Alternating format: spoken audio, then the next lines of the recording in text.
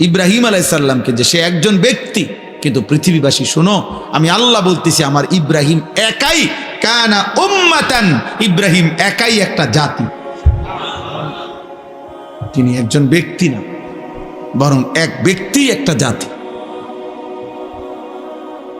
জাতি আল্লাহ তাআলা কোরআনুল কারীমের মধ্যে বলছে, আল্লাহ তাআলা কোরআনে বলছে ইন্নী জাইলুকা লিন-নাসি ইমামা। ইব্রাহিম, আমি তোমাকে পৃথিবীবাসীর গোটা বিশ্ব মানবতার ইমাম বানিয়ে দিলাম, ইমাম বানিয়ে দিলাম। আল্লাহ তাআলা কোরআনে বলছেন হুয়া সাম্মাকুমুল মুসলিমিন। মুমিন শোনো, ঈমানদার, ইব্রাহিমই তোমাদের মুসলিম নামকরণ করেছেন। তাহলে অনেক মর্যাদা, অনেক সম্মান, অনেক বৈশিষ্ট্য আল্লাহ তাআলা কোরআনুল কারীমের মধ্যে আছে। ওনার কানিতান, আল্লাহর অনুগত, শাকিরান লিআনউমি, আল্লাহ তাআলার সমস্ত নিয়ামতের প্রতি কৃতজ্ঞ।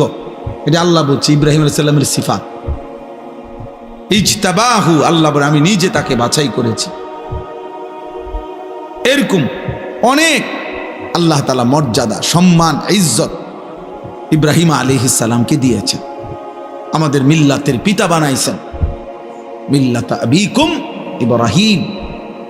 এত সম্মান, এত ইজ্জত, এত মর্যাদা আল্লাহ তাআলা দান করছেন।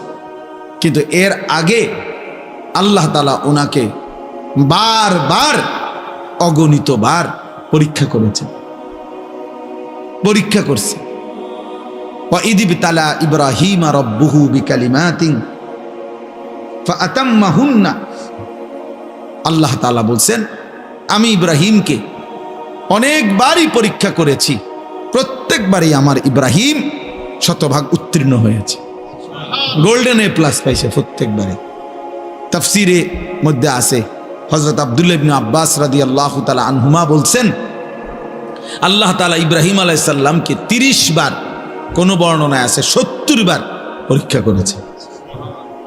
কি পরীক্ষা করছে এটি অনেক শব্দই বলা সম্ভব, কিন্তু পরীক্ষা করছেন কিসের? আসলে এই সবগুলো পরীক্ষা হলো আল্লাহ তাআলা একটা জিনিস ওনার থেকে মূলত পরীক্ষা নিছেন, যে বারবারই ইব্রাহিম আলাইহিস সালামের কলিজার মধ্যে আল্লাহর মহব্বত, আল্লাহর ভালোবাসা সবচেয়ে বেশি কিনা আল্লাহ তাআলা এইটা বারবার পরীক্ষা করছে। প্রতিবারই পরীক্ষার মূল টার্গেট ছিল এটা দেখা, যে ইব্রাহিমের কলিজায় আমার ভালোবাসা বেশি নাকি অন্য কোনো ভালোবাসা। ছোট্টবেলায় মা বাবা মূর্তি পূজক, এমনকি মূর্তি বিক্রেতা ওনার আব্বা, কিন্তু উনি সেখানে দাঁড়িয়েও তিনি বাবা মার অনুসরণ না করে ছোট্টবেলাতেই মহান আল্লাহকে ডাক দিছে।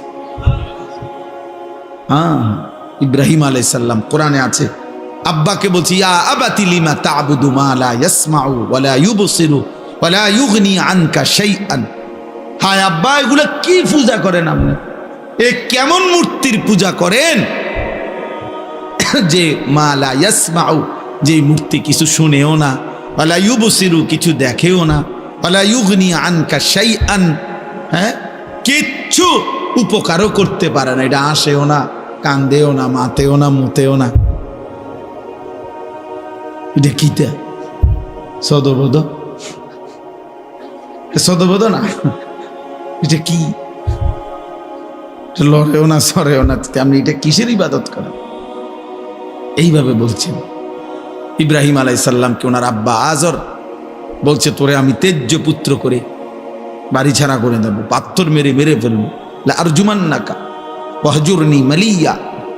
কোরআনে আছে ইব্রাহিম আলাইহিস সালাম বলছেন বাবা আমি আপনাকেও ছেড়ে দিলাম, পুরা ফ্যামিলি ছেড়ে দিলাম, তবে মনে রাখবেন ওয়া আদউ রাব্বি, আমি আমার রব আল্লাহকে ডাক দিলাম। আসা আল্লাহ আকুনা বিদুআই রাব্বি শাকিয়া। এরপরে বললেন বাপ আমি বিশ্বাস করি আমার ওই এক মহান আল্লাহ রবকে ডেকে কেউ কোনোদিন বেইজ্জতি হয় না, রবকে ডেকে কেউ বেইজ্জতি হয় না, আল্লাহকে ডেকে কেউ লাঞ্ছিত হয় না। وَإِذَا سَأَلَكَ عِبَادِي عَنِّي فَإِنِّي قَرِيبٌ। আল্লাহ বলে আমার বান্দা যখন আমার কাছে চায় আমি তার একদম কাছে চলে আসি। উজিবু দাওয়াতাদ দাঈ ইদা দাআনি, আমার বান্দা যখনই আমাকে ডাকে আমি তার প্রত্যেকটা ডাকে সাড়া দিয়ে থাকি। জমিন থেকে বলে বান্দা, জমিন থেকে বান্দা বলে আল্লাহ, রব্বে করিম আর শাজিম থেকে বলে বলো না বান্দা, বলো না।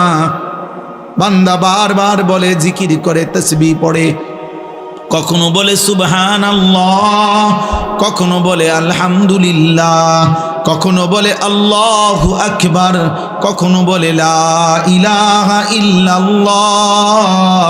এভাবে আল্লাহকে ডাকতে থাকে, ডাকতে থাকে। আল্লাহ আল্লাহ আল্লাহ আল্লাহ আল্লাহ আল্লাহ প্রতিবারই বলে বলো না বান্দা, বলো না লাব্বাইক আবদি, বান্দা আমি তো আছি, বলো না কি চাচ্ছ, কি চাচ্ছ বলো না। কিন্তু বান্দা কিছুই বলে না, শুধু আল্লাহকে ডাকে, আল্লাহকে ডাকে, আল্লাহকে ডাকে। হাদিসের মধ্যে আছে একটা পর্যায়ে আল্লাহ নিজেই তখন বলতে থাকে, আমি বুঝছি বান্দা তুমি আমারে ডাইকা মজা পাইছো, ঠিক আছে বান্দা তুই আমারে ডাকতে থাক, আমি আল্লাহ নিজেই তোকে দিতে থাকি। আমি জানি বান্দা তোর ছেলেটা অসুস্থ, মেয়েটা অসুবিধায় আছে, একটা ছেলে বিদেশে ঝামেলায় আছে, বউটার শরীর ভালো না, তোর নিজেরও শরীর ভালো না, তোর কোথায় কি অসুবিধা আমি তো জানি সব, তুই আমারে শুধু ডাকতে থাক, আমি তোর প্রয়োজন পূরণ করতে থাকি। মান শাগালাহু যিকরি আন মাসআলাতি আতাইতুহু আফদালা মিম্মা উতিয়াস সাইলিন। হাদিসে কুদসিতে আছে আল্লাহ বলে আমার যে বান্দা আমার জিকির করতে করতে আমার কাছে চাইতে সময় পায় নাই, আমি তারে সবাই চাইয়া যে টুক নিছে তার চাইতে বেশি দিয়ে দেব। আসা আল্লাহ আকুনা বিদুআই রাব্বি শাকিয়া। এই জন্য ছোট্টবেলার থেকে ইব্রাহিম আলাইহিস সালাম পরীক্ষা দিয়েছে। নমরুদের আগুনের কুণ্ডুলিতে যখন পড়ে তখন ইব্রাহিম আলাইহিস সালাম অগ্নিকুণ্ডে পড়ার সময় জিব্রাইল, মিকাইল, ইসরাফিল, আজরাইল এরকম চারজন ফেরেশতা ওনারা আয়েশা ইব্রাহিম আলাইহিস সালামকে সাহায্য করতে চাইছে। তাফসিরে আছে যে ফেরেশতারা বলছে আপনি আমাদের কাছে সাহায্য চাইলে আমরা আপনাকে আগুনের এই কুণ্ডুলি থেকে বাঁচিয়ে দেব। ফেরেশতারা তাফসিরে আছে ইব্রাহিম আলাইহিস না না জানো না, সরো তোমরা, আমি যার জন্য আগুনে পড়তে যাচ্ছি তিনি আমাকে দেখছেন, হাসবি আল্লাহ, আমার আল্লাহই যথেষ্ট। এই আল্লাহ এগুলো পরীক্ষা করছে বারবার, কলিজার ভিতরে 24 ঘন্টা আমি নাকি গায়রুল্লাহ নাকি অন্য কেউ, এইভাবে পরীক্ষা করে করে 84 বছর বয়সে আল্লাহ তাকে একটা ছেলে দিছেন ইসমাইল। বলছে ছেলে দিলাম, কোলে নিতে পারবা না, চুমা দিতে পারবা না, এমনি সাইয়া থাকবা। ও ঠিক আছে মালিক, আমি আপনাকে ভালোবাসি। এরপরে কয়দিন পরে আল্লাহ বলছে এবার আর সাইটাও ফাটতা না, দূরে দিয়ে আসো, চোখের আড়ালে যাও, বাচ্চারে বাচ্চার মারে হাজেরাকে দিয়ে আসো। তো আল্লাহর ঘরের কাছে, কাবার কাছে, মরুভূমিতে, খাদ্য পানি জনমানবহীন, ঘাস লতা পাতাবিহীন জায়গাতে একাকি রেখে আসছে।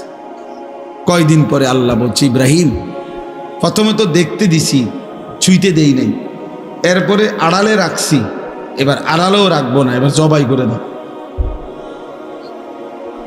ইব্রাহিম আলাইহিস সালাম বলেন মাওলা আপনি জানেন না আমি আপনাকেই ভালোবাসি। বারবার পরীক্ষা নিল, আমি ইব্রাহিম, আমি হারতে চাই না মাওলা, আমি জিতবই, আমি জবাই করবই। তো ঠিক এই গর্দানে ছুরি রাখছে। তো ইব্রাহিম আলাইহিস সালাম কি তামসা করে জবাই করতেছিল না বাস্তবিকে? উনি বাস্তবিকেই চাইছে, উনি ঠিক মতোই জবাই করতে চাইছে। আল্লাহ তাআলা জবাই হইতে দেন নাই। কিন্তু আমার বলার উদ্দেশ্য হলো এই সমস্ত পরীক্ষার বিনিময়ে আল্লাহ তাআলার কাছে বারবার বারবার সর্বপ্রথম খতনা, এই যে পুরুষের যে খতনা করায় বাচ্চার, এই খতনা, এই হুকুম আল্লাহ প্রথম ইব্রাহিম আলাইহিস সালামকে দিয়েছেন। এইভাবে ইব্রাহিম আলাইহিস সালাম তার জীবনের এই সমস্ত পরীক্ষার বিনিময়ে যখন উত্তীর্ণ হয়েছেন, এইভাবে এই যে কইলাম উনি সর্বপ্রথম আল্লাহ তাআলা খতনার হুকুম ওনাকে দিয়েছেন। উনি বয়সকালে নিজের খতনা নিজে করাইছেন। প্রথম দাড়ি চুল এই পৃথিবীতে প্রথম ব্যক্তি যার দাড়ি চুল সাদা হয়েছে বুড়ার কারণে, বয়সের কারণে, ইব্রাহিম আলাইহিস সালাম। আউয়ালু মান শাবা, মানে উনার আগে আদম আলাইহিস সালামের পরে কারো চুল দাড়ি সাদা হতো না, বুড়ো হইল সর্বপ্রথম আল্লাহ তাআলা উনার চুল দাড়ি সাদা বানাইছেন। কওমের লোকেরা বহু মন্দ কিছু কইছে যে ধর্মান্তরিত হওয়ার কারণে, বাপদাদার ধর্ম ছেড়ে দেওয়ার কারণে চেহারা পাল্টায় গেছে। কিন্তু ইব্রাহিম আলাইহিস সালাম আল্লাহ তাআলার মহব্বতকে প্রাধান্য দিয়ে কারো কোনো নিন্দায় তিনি সামান্যতম প্রভাবিত হন নাই। এইভাবে বারবার পরীক্ষা দিয়ে ইব্রাহিম আলাইহিস সালাম যখন উত্তীর্ণ হয়েছেন, সেই উত্তীর্ণ হওয়ার পরে আল্লাহ তাআলা তাকে এবার বলছি, ইব্রাহিম আমি তো তোমার কিছু একটা পুরস্কার দিতে চাই, চলো ইব্রাহিম পুরস্কার স্বরূপ আমার ঘর, কায়নাতের সর্বশ্রেষ্ঠ ঘর, আমি আল্লাহ তাআলার ঘর কাবা তোমার হাত দিয়ে বানাইতেছি, যাও তুমি আমার ঘর বানাও। আমার এই ঘর আমি আদম আলাইহিস সালামের জামানায় ফেরেশতাদের মাধ্যমে বানাইছিলাম, নূহ আলাইহিস সালামের জামানায় আমি ঘরের উপরের প্রাচীর দেওয়াল তুফানের সময় আমি উঠাই নিয়েছিলাম। অনেক দিন হয়েছে আমার ঘরের ভিত্তি আছে নিচে, কিন্তু উপরে আর বানাই নাই, এবার তোমারে দিয়ে বানাই, তো তুমি আমার ঘর বানাও। ওয়াইদ বাওয়ানা লিইব্রাহিমা মাকানাল বাইত, আল্লাহ বলেন আমি নিজে ইব্রাহিমকে তার জন্য আমার ঘর জায়গা সম্পূর্ণ নির্ধারণ করে দিলাম। এরপরে সংক্ষেপ কথা হলো, ইব্রাহিম আলাইহিস সালাম ওনার ছেলে ইসমাঈলকে নিয়ে আল্লাহর ঘর নির্মাণ করছেন।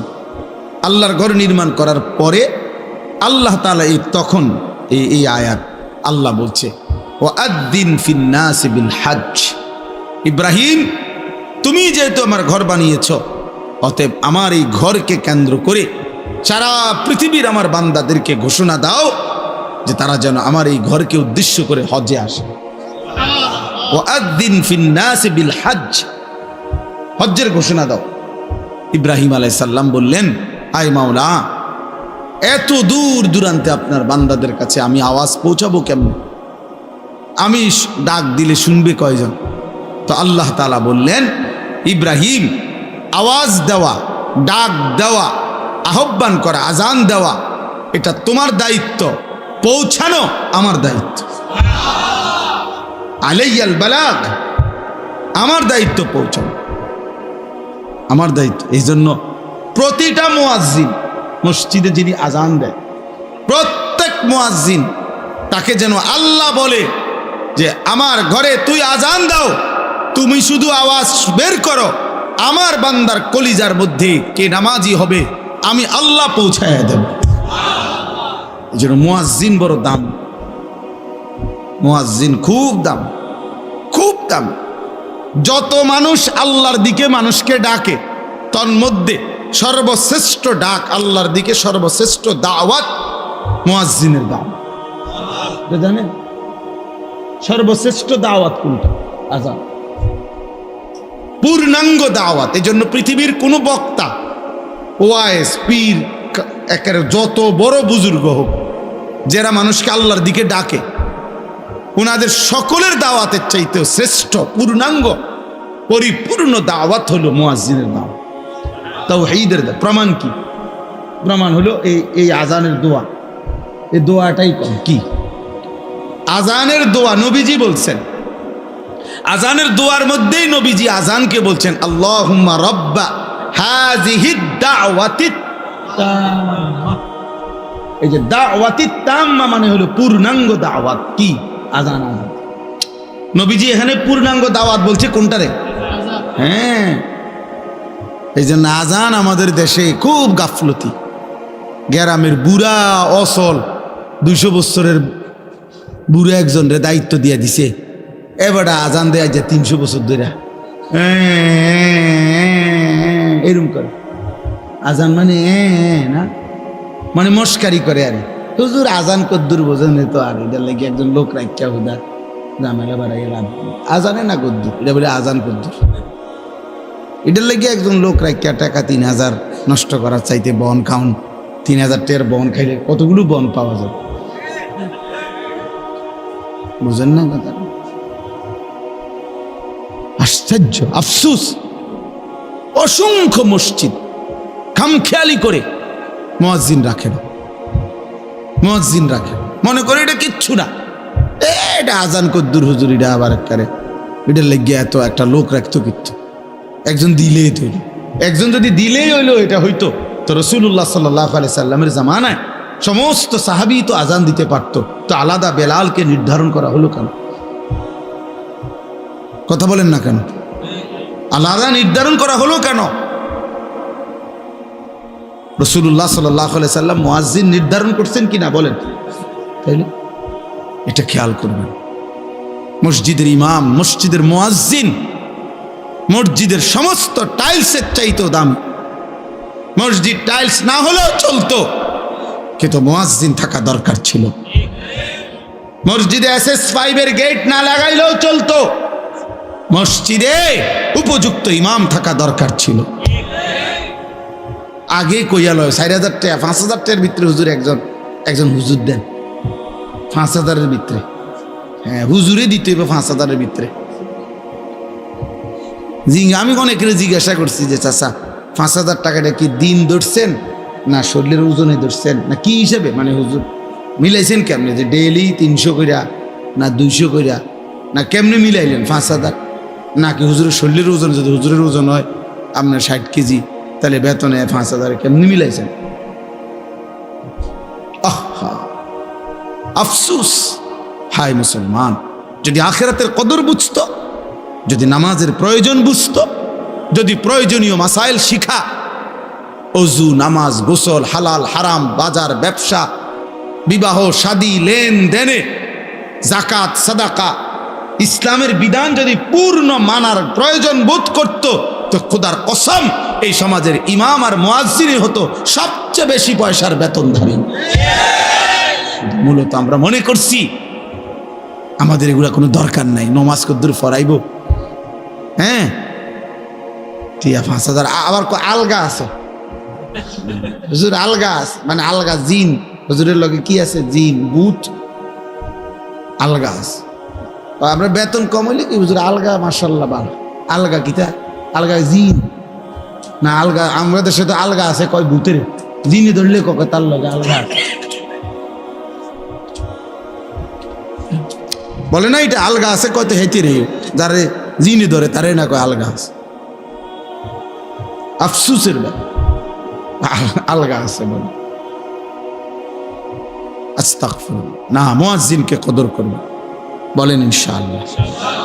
প্রত্যেকে নিজ নিজ জায়গায় ফিকির করে, মসজিদের ক্ষেত্রে মনে রাখেন এটা ইমাম মুয়াজ্জিনের অনেক প্রয়োজনীয়তা, উপযুক্ত ইমাম, উপযুক্ত মুয়াজ্জিন দরকার, দরকার এটা। আমরা এটার প্রতি গুরুত্ব দিই, এই মানে লাইটিং করে মসজিদের ডেকোরেশন করে অনেক সুন্দর করছে, ভালো, এটা করছেন, আমি গুনাহ করছেন আমি এটা বলি না, কিন্তু ইমাম মুয়াজ্জিনের ব্যাপারে এই খামখেয়ালি কেন? কেন এই খামখেয়ালি? আল্লাহ আমাদেরকে মাফ করে দেন। চলেন তো, এরপরে আল্লাহ তাআলা বললেন আজানের মানে হজ্জের আজান দাও, এলান করো। ইব্রাহিম আলাইহিস সালামকে আল্লাহ বললেন ইয়াতুকা রিজালান ওয়া আলা কুল্লি দামিরিন ইয়াতিনা মিন কুল্লি ফাজ্জিন আমিক। ইব্রাহিম মনে রেখো, তোমার আজকের আজান আমি আল্লাহ তাআলা কিয়ামত পর্যন্ত পৌঁছিয়ে দেব, আর কিয়ামত পর্যন্ত আমার এই ঘরকে কেন্দ্র করে কাছের যারা তারা পায়ে হেঁটে, আর পৃথিবীর দূর দূরান্ত থেকে, প্রতিটা গলি প্রান্ত থেকে, পৃথিবীর শেষ প্রান্ত থেকেও আমার বান্দা তার বাহনে চড়ে আমার এই ঘরের উদ্দেশ্যে আসবে। ইন্তজাম আমি করব, তুমি শুধু আজান দিয়ে দাও। আজকে আলহামদুলিল্লাহ সারা পৃথিবীব্যাপী, আজও সারা পৃথিবীর ইমানদার, পৃথিবীর শেষ প্রান্তের মোমেনের কলিজার ভিতরেও আল্লাহর ঘর জিয়ারতের আকাঙ্ক্ষা আছে। যে দিলে আল্লাহর ঘর জিয়ারতের আকাঙ্ক্ষা নাই, এই হজ্জের মাস দেখে এটা বললাম, যেই কলিজার মধ্যে আল্লাহর ঘর জিয়ারতের আগ্রহ জাগে না, কাবার ওই কালো গিলাফ যে দেখে নাই, আমি সব সময় বলি বাবা ছেলেরা তোমাদেরকেও শোনো ভাইয়া, কালো ওই গিলাফ, কাবার ওই কালো ঘর, কালো গিলাফ, আল্লাহর ঘরের সৌন্দর্য যে দেখে নাই, যে চোখ, মদিনার রওজা সবুজ গম্বুজ যে চোখ দেখে নাই, আমি সব সময় বলি ওই চোখ কিছুই দেখে নাই। আরে বেটা তুই কিছুই দেখোস নাই বেটা, কালো গিলাফের সৌন্দর্যই দেখলা না, সবুজ গম্বুজের সৌন্দর্যই দেখলা না, মদিনার রওজায় দাঁড়াইবার আগ্রহই জাগলো না, তোমার তো দিলে নাই বেটা, তোমার তো কোনো কলিজাই নাই বেটা। এজন্য প্রত্যেকের কলিজার ভিতরে এটা জাগা উচিত। আফসোসের ব্যাপার, 3টা ছেলে বিদেশ পাঠাইছে, 3 লাখ টাকার ব্যবস্থা হয়েছে, বাড়িতে একখান বিল্ডিং করছে, বিল্ডিং বাবদ 20 লাখ টাকা খরচ হয়েছে, রাস্তার লগে জমি কিনছে, জমিগুলোর টাকা সব ব্যবস্থা হয়েছে, সব কিছু ব্যবস্থা হয়েছে, কিন্তু বুড়া এমন ডাকাত 60 বছর বয়সও জিগাইলে হজ করতেন না, না এদিকে আর আমগো কাম নেই, সংসার করতে করতে তো জীবন শেষ, সংসার করতে করতে জীবন শেষ, বুঝলেন না? এখানের 6 লাখ টাকা আর কোনো দিন ব্যবস্থা হয় না, কিন্তু 8 দিনের ভিতরে ভিসা নইলে ক্যান্সেল হয়ে যাবে 12 লাখ টাকা। আল্লাহু আকবার, বুড়ার শৈলে আলগা বর করে, ঠিকই 12 লাখ টাকা উনি 2 দিন আগেই কি করে ফেলে, অত সহজের টাকা হয় না।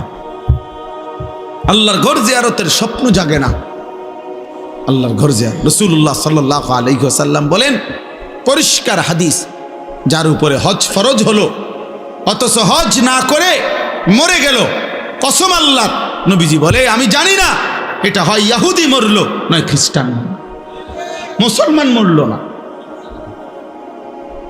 অতএব এইটাই আমার শেষ কথা, দয়া করে ভাবতে শিখেন। একটা শুধু উদাহরণ বলি, মনে করেন একজন, এই আপনার একজন চাচা, আপনার বসতের ভিটাটা ছাড়া 10 শতক জায়গা আছে, মনে করেন আলগা রাস্তার লগে খেতে কেন দিয়েও, এটা বসত না, আলগা জমি। এই 10 শতক জমির থেকে 3 শতক বা 4 শতক মনে করেন বেচলে হজের টাকা এবং সংসারের এই কয়দিনের খরচের টাকা হবে, মানে 1.5 মাস হজের টাকা আর এই সংসারের টাকা হবে। আর বাকি যেই জমিটা রইছে এইটা ফিরে আসলে এটা দিয়েই তার সংসার চলবে ইচ্ছা করলে।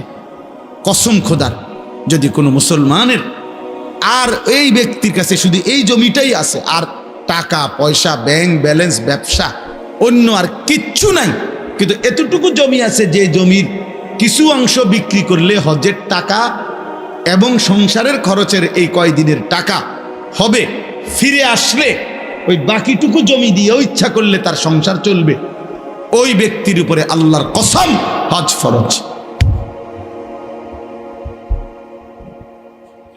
এবার আপনারা হিসাব করেন ভাইয়া কি পরিমাণ মুসলমানের উপরে হজ। হ্যাঁ না, হেবাটা হজ যাইতো না, যাইব কেমনে? গেলাম হইলে তারা 3 ওগারে বিদেশ পাঠাইছি, তারারে যদি আল্লাহ লোয়াইতো, তারা যদি পাঠাইতো, হেবাটা বইয়া বইয়া চা দোয়ানে বন খায়, বিড়ি খায়, আরে গপ মারে। বুঝেন নাই কথাটা? লম্বা লম্বা সুন্দর সুন্দর কথা কয়। ও 3 ফুতে যদি দয়া করে তারা যদি বিদেশের টাকা দিয়া হেবাটারে হজে পাঠায় তাহলে যাবে, নাহলে যাবে না। তো কোনো সন্তান বিদেশ পাঠাইলেনি হজ ফরজ হয়? কথা বলেন না কেন? তো ফুট বিদেশের লগে হজের কি?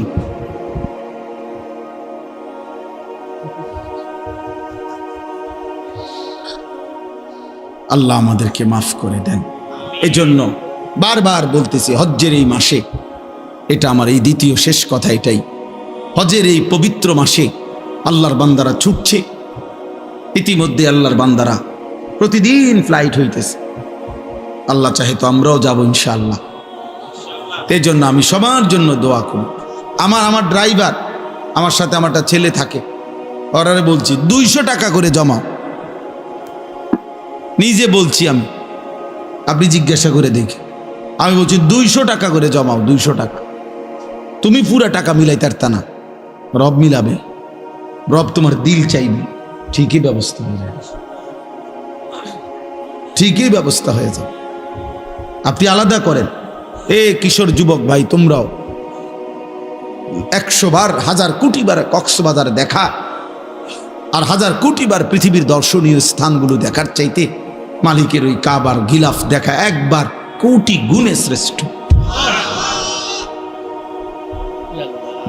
তুমি এটা আন্দাজই করতে পারবা না ওই ঘর দেখার স্বাদ কেমন, ওই ঘর দেখার মজা কেমন। এই জন্য দয়া করে রাসূলুল্লাহ সাল্লাল্লাহু আলাইহি সাল্লামের রওজায় আথারে যাওয়া তার চাইতে বড় সৌভাগ্য কি? আমি প্রথম যে বছর নবীজির রওজায় সামনে দাঁড়াইছি, তো আমি তাকাইয়ে রইছি আর কাঁদতেছিলাম আর বলতেছিলাম যে হায় রাসূল, সেই ছোট্টবেলা থেকে কতবার আপনার নাম নিলাম, কত কিতাব পড়লাম, কতভাবে আপনার নাম বললাম, আর আপনি এখানে, আপনি এখানে। এই জন্য আমরা প্রত্যেকে ইনশাআল্লাহ আল্লাহর ঘর জিয়ারতের স্বপ্ন, মালিকের ঘর দেখবেন। এটা মুমিনের যুগ যুগান্তের মুমিনের জীবনের একটা সাধনা, স্বপ্ন যে আমি আমার রবের ঘর দেখি। এর টাকার হিসাব কি? আমার শায়েখ আল্লামা মুফতি মুশতাকুন নবী সাহেব প্রতি বছর, আমি মনে হয় 20 বছর ধরে দেখি ওনারে, সব সময় হজ্জে যায়, ওমরায় যায়। আমি একবার ওনারে জিজ্ঞাসা করছি যে হুজুর, এই পর্যন্ত আপনি কয়বার হজ করছেন, হজ ওমরা করছেন কয়বার? হুজুরে এক সুন্দর কথা বলছে, মাওলানা শ্বশুর বাড়িতে মানুষে কয়বার যায় গুণানি যায়, শ্বশুর বাড়িতে কি গুণে নি যায়? বললেন তো মানে অর্থ হইল যে মাওলানা হজ্জের সফর ভালোবাসার সফর। কিসের সফর? ভালোবাসার সফর। এ তো প্রেমের সফর, এ তো মহব্বতের সফর। অতএব ভালোবাসার সফরে আবার হিসাব কি, কয়বার গেছি এই হিসাবের তো বিষয় না, মালিকের ঘরে বারবার যাইতে পারা এটাই তো বড় বিষয়। আমি ওই উপরে তাওয়াফ করলে, মানে কাবা ঘরের চারদিকে যে তাওয়াফ করে, এখন আধুনিক সিস্টেম হলো ওখানে নিচতলা আছে, দোতলা আছে, 3 তালা আছে, 4 তালা আছে, এমনি এমনি একের 6 তালা পর্যন্ত আছে। তো চারদিকে তো 3 তলায় তাওয়াফ করলে ধাক্কাধাক্কি কম, ঠেলাঠেলি কম, আরামসে তাওয়াফ করা যায় আস্তে আস্তে। তো কিন্তু সময় বেশি লাগে, প্রায় 1 ঘন্টা 1 ঘন্টা 10 মিনিট সময় লাগে। নিচে করলে 20-25 মিনিট সময় লাগে। হ্যাঁ, তো আমি একদিন হুজুরে আমারে বলতেছে মাওলানা 3 তালা দিয়ে তাওয়াফ করবেন। তা আমার আবার 2 দিন পরে আমার বলে তাওয়াফ করছেন? আমি করছি। কোনান দিয়ে? আমি বললাম নিচে। আপনারা না বললাম উপরে তাওয়াফ করতেন? আমি বললাম করছি তো, কিন্তু এনে সময় বেশি লাগে, 1 ঘন্টার উপরে লাগে। তখন হুজুরে আমারে বলছিল মাওলানা সময় কি আপনার আব্বার? বলছি না, আল্লাহ। বললেন তাহলে আল্লাহর দেওয়া সময় আল্লাহর জন্য একটু বেশি ব্যয় হবে, এর জন্য আপত্তি কিসের? এই জন্য দয়া করে আল্লাহর দেওয়া রিজিক, আল্লাহর দেওয়া মাল, আল্লাহর দেওয়া সম্পদ আমার মালিকের জন্য খরচ হবে, এটার মধ্যে কার্পণ্য কিসের? আর আল্লাহর নবী সাল্লাল্লাহু আলাইহি ওয়াসাল্লাম বলছেন মা আমআরা হাজ্জুন কাত্তু, এই শেষ কথা বলবেন।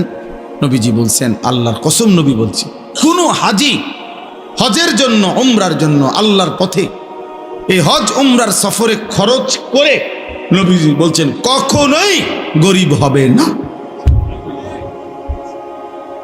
বিয়াতে খরচ করে মানুষে ফকির হয়, ব্যবসায় খরচ করে মানুষে ফকির হয়, অন্য কানে ফকির হইতে পারে, বিল্ডিং করতে গিয়া ফকির হয়ে গেছে, কিন্তু রাসূল বলছে আমার আল্লাহর ঘরের জিয়ারত করতে গিয়ে টাকা খরচ করার কারণে এই লোকটি ফকির হয়েছে, এমনটা হবে না, আমি রাসূল গ্যারান্টি দিলাম। আল্লাহ আমাদের প্রত্যেককে আল্লাহর ঘর জিয়ারতের তৌফিক দান করেন। কোরআনুল কারীমের মধ্যে আছে কালিলাম মা তাশকুরুন, আল্লাহ তাআলা বলেন শুকর আদায় করে কম।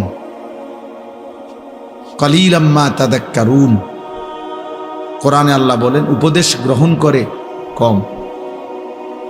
ওয়া কালিলুম মিন ইবাদিয়াশ শাকুর, আল্লাহ বলেন আমার শুকরকারী বান্দা পরিমাণে কম। তাহলে আল্লাহর অনুগত, আল্লাহর কথা শুনে আল্লাহর কথার প্রতি কৃতজ্ঞ হয়, এরকম পরিমাণ সবসময় কমই হয়। এটা নিয়ে আফসোসের কিছু নেই। কম কিংবা বেশি, সফলতা কিংবা ব্যর্থতার কিছু নেই। এখানে মনে করেন 50,000 লোক হইলে আমার কবর রাজা মাফত, কথা কয় না তো আল্লাহ বলি কেমন, বুটও হারাইলাম না, কবর রাজাবো মাফ হইল না, তাহলে আমার কি হইল? কাজে এখানে সংখ্যা কোনো কি না, বিষয় না। কতজন এটা কোনো কিছু। সবাই চিনলে সফল, সবাই না চিনলে ব্যর্থ, এটা কোরআন সুন্নাহর কথা না, এসে ইসলামের কোনো বক্তব্য না। জনপ্রিয়তা কোনো জরুরি কোনো বিষয় না। কোরআনুল কারীমের মধ্যে 25 জন নবী এবং রাসূলের নাম আছে। কতজন? তো মোট নবী রাসূল কি 25 জন? তো বাকিদের নাম নাই কেন? যাদের নাম নাই ওনারা ব্যর্থ। পৃথিবীতে 5,000 সাহাবীর নাম কোনো কিতাবে নাই। সবগুলো কিতাবে একসাথ করে একবারে বাড়ি চালান দিলেও তো আমি হবে না। 5,000 সাহাবীর নামও একসাথে পাওয়া যাবে না। তো 1.25 লক্ষ সাহাবী তো বিদায় হজ্জের ময়দানে, আরাফাতের ময়দানে নবীজির সামনে ছিল। হজের সময় নবীজি যে বছর হজ করেছেন 1.25 লাখ সাহাবী ছিল। তাহলে 1,25,000 সাহাবীর মধ্যে 5,000-এর নামও তো কোনো কিতাবে নাই, কোনো বইতে নাই, ইতিহাসে নাই, নাই ওনাদের নাম কেউ জানে না। তাহলে যাদের নাম কেউ জানে না ওনারা ব্যর্থ তো আর, তাহলে সমস্যা কি? এই জন্য দোস্ত, সবাই চিনলেই সফল, না চিনলে ব্যর্থ, এমন কিছু না। এটা কোনো বিষয় না। বুজুর্গানে দ্বীন বলে আল্লাহ তাআলার 2টা নাম আছে, আয-যাহির আল-বাতিন। এই 2 নামের অর্থ হলো, একটা নামের অর্থ হলো আয-যাহির, অর্থ হলো প্রকাশকারী, আল-বাতিন গোপনকারী, আবৃতকারী, যিনি গোপন রাখেন। আর যাহির মানে যিনি প্রকাশ করেন। তো মুফাসসিরিনে কেরাম বলেন, মুহাদ্দিসিনে কেরাম বলেন যে আল্লাহ তাআলা তার নামের গুণ আল্লাহ তাআলা তার পছন্দসই বান্দার উপরে প্রয়োগ করেন, ইলকা করেন, ঢালেন। আল্লাহ তাআলা তার রহমান নাম থেকে কাউরে রহমতের সিফাত তার মধ্যে দেন কিছুটা, ফলে তার দিল খুব দয়ালু হয়। এরকম অনেক গুণ আল্লাহ তার বান্দাকে দেন, বৈশিষ্ট্য। এটা আল্লাহ তাআলা কুদরতি নিজাম। তো আল্লাহ তাআলা এই 2 নাম আল্লাহ তার ইচ্ছা মতো তার কোনো বান্দার উপরে জুহুর মানে প্রকাশকারী এই গুণটা দেন কাউরে, তো তখন দুনিয়া তাকে চিনে। আবার কারো উপরে আল্লাহ তাআলা ওই যে বাতেন গোপনকারী, তিনি এই গুণটা কাউকে ঢালেন কাউরে, তো তাকে পৃথিবীবাসী চিনে না, তিনি শুধু চিনে। তাহলে এই জন্য অনেক আউলিয়া কেরাম এমন আছে যা করে গোটা দুনিয়া চেনে। আবার এমন লাখো লাখো আউলিয়া আছে আল্লাহর প্রিয় বান্দা কেউ চেনে না, পাহাড়ে জঙ্গলেই শেষ, ইন্তেকাল করছে, কেউ জানেও না, হাসরের ময়দানে দিন।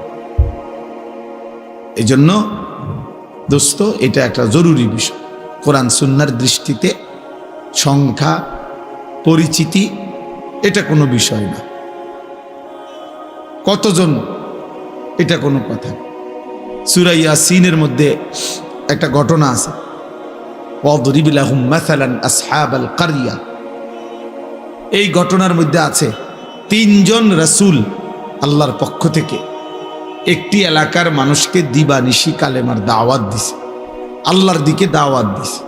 3 জন রাসূল মিলে একসাথে দিন রাত মানুষকে কালেমার দাওয়াত দেওয়ার পরে ইমানদার হইছে ওনাদের হাতে এই পুরা সময় একজন।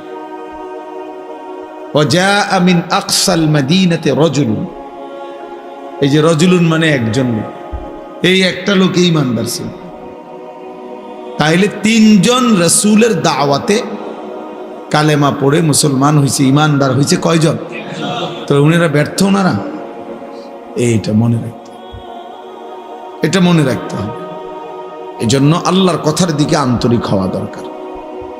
কম হোক বেশি হোক, যে মনোযোগ দিয়ে, জওয়ান কিংবা বুড়ো, আল্লাহর কথা যে দিল দিয়া মনোযোগ দিয়ে আন্তরিকতা নিয়ে শুনে, আল্লাহ তার জিন্দিগি ধীরে ধীরে বদলায়। কোনো গাফেল বদলায় না, অলস বদলায় না, গাফেল গাফেলই থেকে যায়। খামখেয়ালি আর কি, অবহেলা, অলসতা। কোরআনুল কারীমের মধ্যে আছে, আল্লাহ তাআলা আমাদের নবী সাল্লাল্লাহু আলাইহি ওয়াসাল্লামকে বলছে, এই যে এখন আমাদের প্রিয় ভাই মাওলানা মুফতি ইউসুফ বিন ইকবাল, আপনারা যদি কেউ শুনে থাকেন তার বয়ান, তো আন্দাজ করবেন যে সে কি পরিমাণ পড়াশোনা করছে। রাসূলুল্লাহ সাল্লাল্লাহু আলাইহি ওয়াসাল্লামের শত শত হাদিস আল্লাহ তাআলা তার কলিজায় সিনার মধ্যে মুখস্থ রাখছে। যাই বলে কিতাবের নাম, মুসান্নিফের নাম সহ বলে। আমি নিজে ওনার বয়ান শুনি, ব্যক্তিগতভাবে মহব্বত করি। তো আপনাদেরকে জিকিরের কথা বলতেছিল, কোরআনুল কারীমের মধ্যে আছে আল্লাহ তাআলা আমাদের নবী সাল্লাল্লাহু আলাইহি ওয়াসাল্লামকে জিকির করতে বলছে। ওয়াদকুর রাব্বাকা ফি নাফসিকা তাদাররুআন ওয়া খীফা ওয়া দুনাল জাহরি মিনাল কওল বিল গুদুওয়ি ওয়াল আসাল। আল্লাহ বলছে, নবী আপনি তিনভাবে জিকির করবেন। এক, দিলে দিলে, অন্তরে। দুই, আওয়াজ ছাড়া জিহ্বায়, মানে শব্দ হবে না, নিঃশব্দে, তবে জবানেই, তবে শব্দ নাই। আর হলো হালকা আওয়াজ, সকালে এবং সন্ধ্যায়, মানে দিবানিশি। তো এখানে একটা কথা আছে যে এর পরেই আল্লাহ বলছে ওয়ালা তাকুম মিনাল গাফিলিন। নবীজিকে আল্লাহ বলছে, বন্ধু গাফিলদের অন্তর্ভুক্ত হয়েন না। তাহলে আমাদের রসুল সাল্লাল্লাহু আলাইহি সাল্লামকে যেখানে আল্লাহ বলছে গাফিলদের অন্তর্ভুক্ত হবেন না, নবীজি সাল্লাল্লাহু আলাইহি ওয়াসাল্লাম গাফিল হওয়ার কোনো প্রশ্নই আসে না। 24 ঘন্টা তিনি আল্লাহ পাকের ধ্যান ও খেয়ালে থাকতেন। সেই তাকেই আল্লাহ বলছে, এর পরেও বলতেছে যে আপনি গাফিলদের অন্তর্ভুক্ত হবেন না। তাইলে আমাদের জন্য কি পরিমাণ গুরুত্ব। কিন্তু তোমরা ছেলেরা, বাপ, অগণিত ছেলে বাবা, তোমরা বুঝতেই চাও না যে তোমাদের জীবনের কোনো গন্তব্য আছে কিনা, টার্গেট আছে কিনা, কোথায় গিয়ে থামবা তুমি, তোমার জীবন শেষ পর্যন্ত কোথায় গিয়ে পৌঁছবে। অসংখ্য ছেলে পেলে তোমরা জানো না, এই ক্ষণিকের শাহওয়াত, ক্ষণিকের মনের চাহিদা, কিছুক্ষণের যৌন চাহিদা, এই তোমার নারী, ছবি, মোবাইল, চুলের ফ্যাশন, অশ্লীলতা, বেহায়াপনা, অসভ্যতা, নোংরামি, সমবয়সী বন্ধুদের আড্ডা, আর কুকুর বিড়ালের মতো কিছু জঘন্য নিকৃষ্ট কথাবার্তা, যেটা মনুষ্যত্বের, মানবতার বহির্ভূত। এই কিছু কাজে লাখ লাখ শত শত ছেলে তোমরা জিন্দিগি শেষ করে দিচ্ছ। এভাবেই রাত বয়ে যায়, দিন শেষ হয়ে যায়। এমন সুন্দর যৌবন, এমন সুন্দর সময়, হায়াত অনাদরে, অবহেলায়, খামখেয়ালিতে জোয়ারের পানির মতো ভাইসা যেতেছে। অথচ আল্লাহর কসম, কোরআন কারীমের মধ্যে আছে প্রত্যেকটা মানুষ তার পিছনের এই সময়ের জন্য আফসোস করে, আর আল্লাহর কাছে একটু সময়, হায়াত ভিক্ষা চাই। প্রত্যেক পাপী নাফরমান আল্লাহর কাছে একটু সময় চাইবে, কিন্তু আল্লাহ তাআলা 1 সেকেন্ডের জন্য বিগত সময় আর ফেরত দিবেন না। কারো জন্যই কোনো সময় আর ফেরত আসবে না। হাত্তা ইদা জা আহাদাহুমুল মাউত ক্বালা রাব্বিরজিউন। আল্লাহ তাআলা বলেন, যখনই মৃত্যুর সময় ঘনিয়ে আসে তো নাফরমান বলে রাব্বিরজিউন, আল্লাহ আর কিছুদিনের জন্য আমার দুনিয়ায় ফেরত দেন। লাআল্লি আ'মালু সালিহান ফীমা তারাকতু। আয় আল্লাহ, যদি এবার ফিরতে পারি, তাহলে যে আমলগুলো ছুটে গেছে এবার যদি যাইতে পারি, আজরাইলকে সরাইয়া দেন, আমি এবার নেক আমল করব। কোরআনুল কারীমের মধ্যে আছে, আল্লাহ বলবেন কাল্লা, কখনোই না। বান্দা এটা হবেই না, আর কোনোদিন আমি আল্লাহ পেছনের সেই সময় ফেরত দেব না। ওয়ালাই মুআখিরাল্লাহু নাফসান ইযা জাআ আজালুহা, আল্লাহ বলেন প্রত্যেকের মৃত্যুর সময় যখন হয়েই যায়, তো আমি আল্লাহ তাআলা আর এক সেকেন্ডও তাখির দেরি করি না, কাউকেই আমি আল্লাহ থাকতে দেই না। এজন্য বন্ধু আমার, দোস্ত আমার, সুখে থাকলেও মরে যাবেন, দুঃখে থাকলেও মরে যাবেন, হাসি কিংবা আনন্দ কিংবা বেদনায়, রাজপ্রাসাদ আর কুড়ে ঘর, সব অবস্থাতেই মারাই যাব, কবরেই চলে যেতে হবে। এই অনিবার্য বাস্তবতা, চিরন্তন এই সত্য যে আমাকে মরতে হবে, আমাকে চলে যেতে হবে, এটাকে অ্যাভয়েড করা, অস্বীকার করা, পাশ কাটানো, বুঝতে না চাওয়া, এটা নিতান্তই বোকামি ছাড়া আর কিছু না।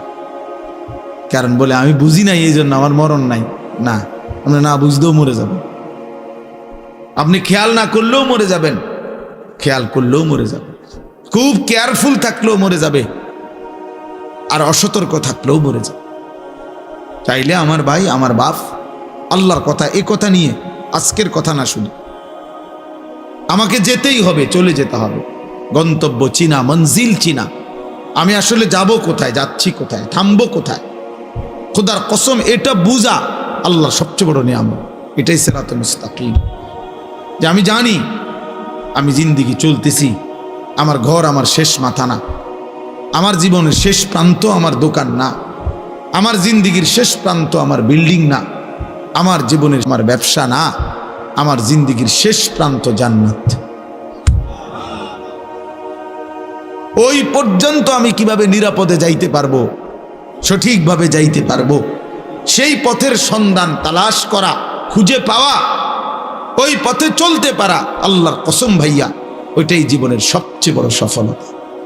আর এই জন্যই আল্লাহ তাআলা বলছে, বান্দা তোমার জীবনের সবচেয়ে বেশি প্রয়োজন যেটা তুমি আল্লাহর কাছে চাইবা, সেটা কি? সেটা সিরাতুল মুস্তাকিম। এই জন্য এই পৃথিবীতে এটার চাইতে বেশি কোনো কিছু বান্দা চায় না, কোনো ইমানদার পৃথিবীতে এর চাইতে বেশি কিছু চায় অন্য কিছু। ইহদিনাস সিরাতাল মুস্তাকিম, সেই ফজরের নামাজ থেকে শুরু হয় এশার নামাজের শেষ রাকাত পর্যন্ত, একেবারে বিতির নামাজের শেষ রাকাত পর্যন্ত তাকে এই এক চাওয়া বলেই যেতে হয়।